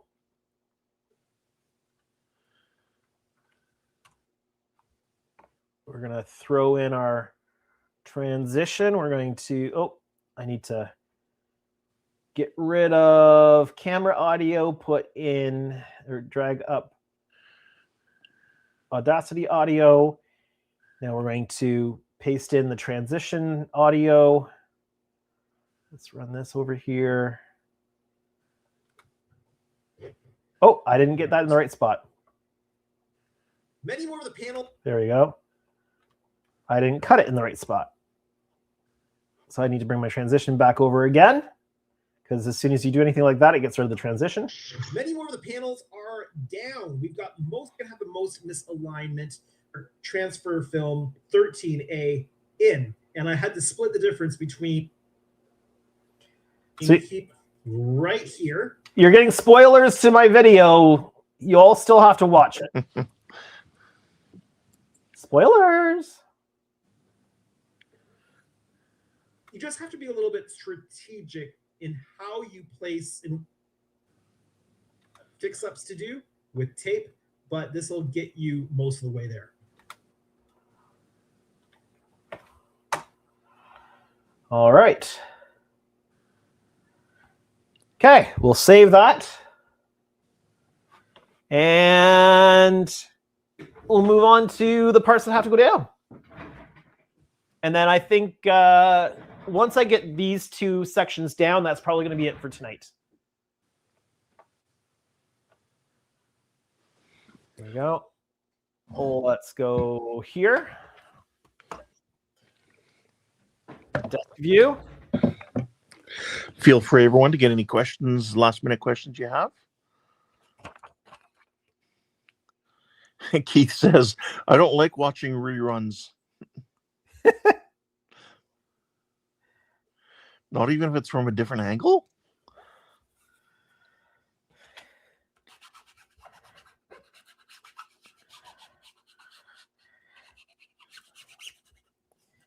That's something that today's kids won't really appreciate. You sit down to watch your favorite TV show that you haven't seen since the previous week, and you're all excited about it, and it comes on, and it's a rerun. And it's like, oh, really? I wanted a new episode. Yeah, that's very true.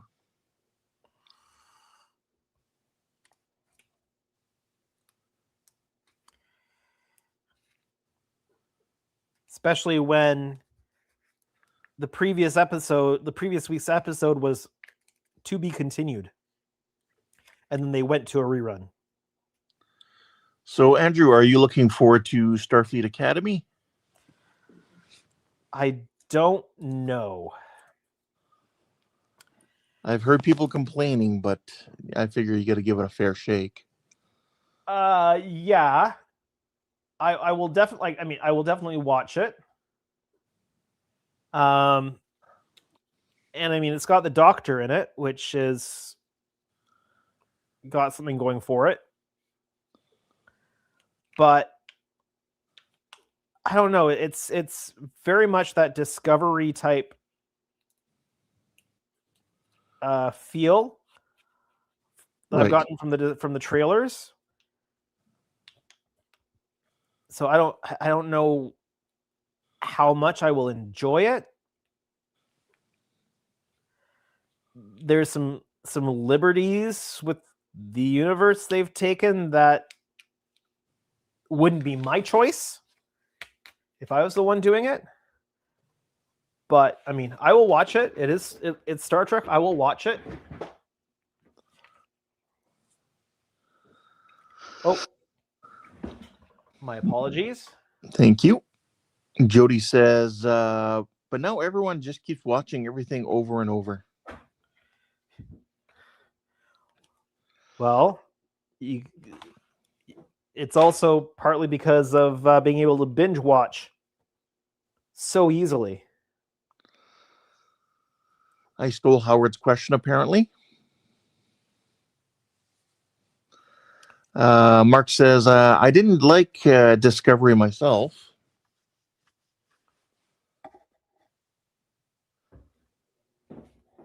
And Jody says, I mostly liked Discovery.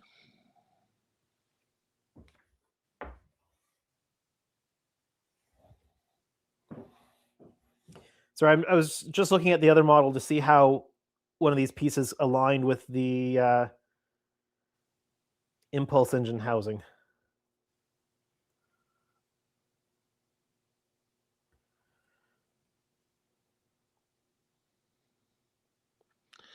Howard says he's been watching For All Mankind. He's gotten invested.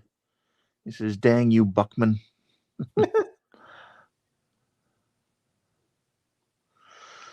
Mark says he felt that the timelines were overlooked too much as far as Star Trek Discovery.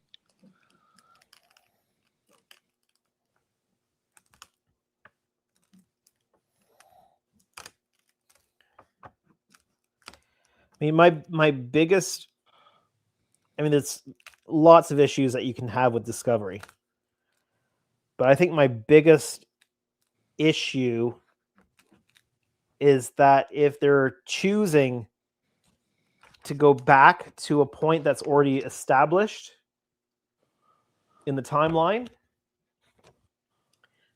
that in my mind it should be treated as a period piece. And they didn't treat the TOS era as a period piece. And there's precedent for it being treated that way, because they treated it that way when they did DS9 episode. Yeah.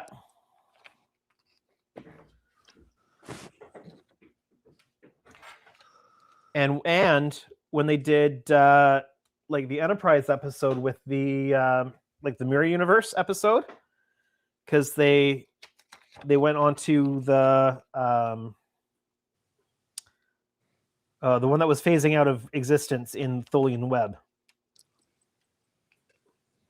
Sorry, I can't think of the name, which ship that name that was. But they treated it as a period piece, like where they go on to that ship, right? Right. Yeah. So I mean, there's precedent for it, but with Discovery, they just decided to ignore the visual canon, which I think didn't put them in a place with the fans to be fully embraced. No, I fully understand wanting to do your own thing and wanting to visually make it visually up to date and stuff like that, but I think the fandom has a problem with it. Well, and I think if they wanted to do that, they shouldn't have made it a period. Like, they shouldn't have put it in a pre-existing period of time, especially one that fans are so protective over. I think that they should have gone to the 30th century right away with the show. Then they could have made it anything they wanted it to be visually, and nobody would have had any complaints about it. It could have been as advanced technologically as they wanted, and nobody would have complained, because it would have been 1,000 years further out. They would have been, right off the bat, they would have been expanding the universe, expanding the story. Right? Buck says, "I love For All Mankind. I've watched it twice so far, waiting for Series 5. Mark says, "True, a good point to what you were saying." Steve says, "Is strange." He says, I just can't get into the new shows. I find myself rewatching Lower Decks, Voyager, DS9, etc." Well, Lower Decks is a new show. Then he says, "Is Strange New Worlds a prequel? Personally, I think it's trash." Strange New Worlds is a prequel to the original series.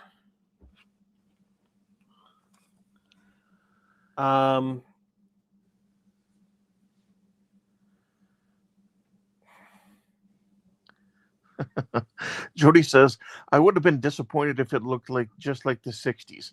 I like the new look, except for the uniforms, ships, interiors, planets, and Klingons." Yeah. Sorry, I didn't have it on the desk view when I was working at the desk. That's okay. We're having a great conversation.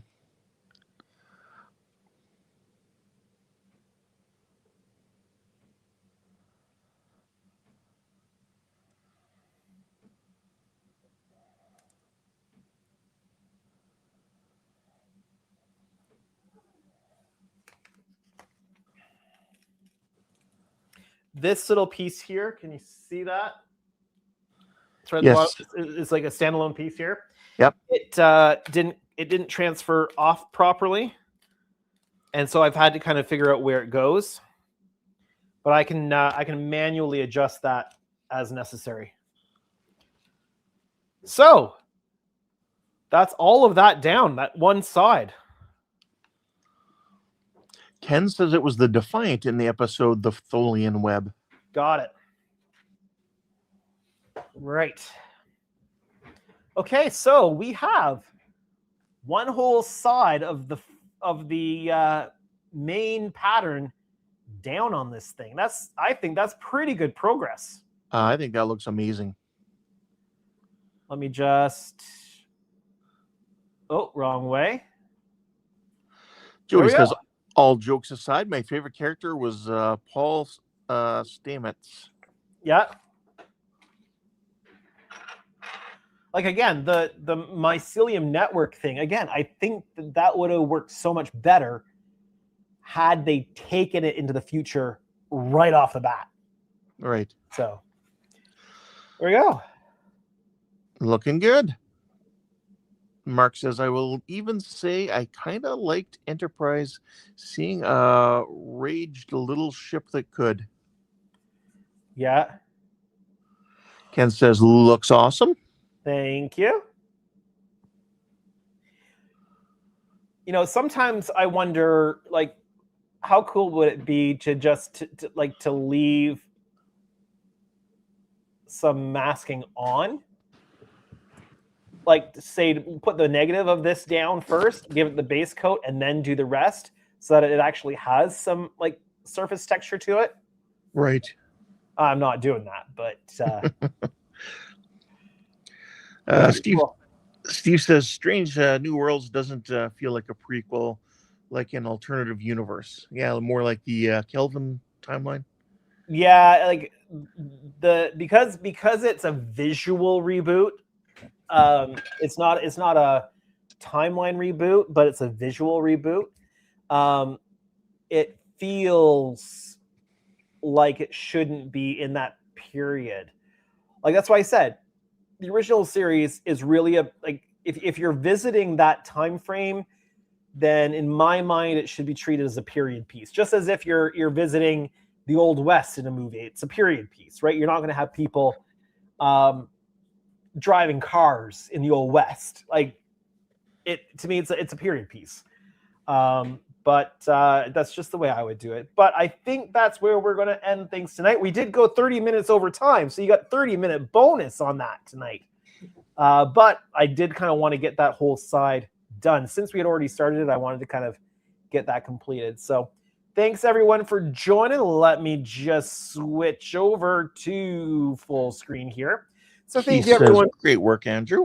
Thank you. Thanks, everyone, for joining the live stream tonight. I hope that applying these masks down was interesting for you or enjoyable to watch or something. I don't know. But thank you for joining, and I hope that you've enjoyed it. If you did, make sure you hit that like button. If you're new to my channel or you haven't done so yet, make sure you hit that like button today. You'll make me very happy if you do. But for now, my name is Andrew. Your producer tonight has been Ken. Have a great night, everyone.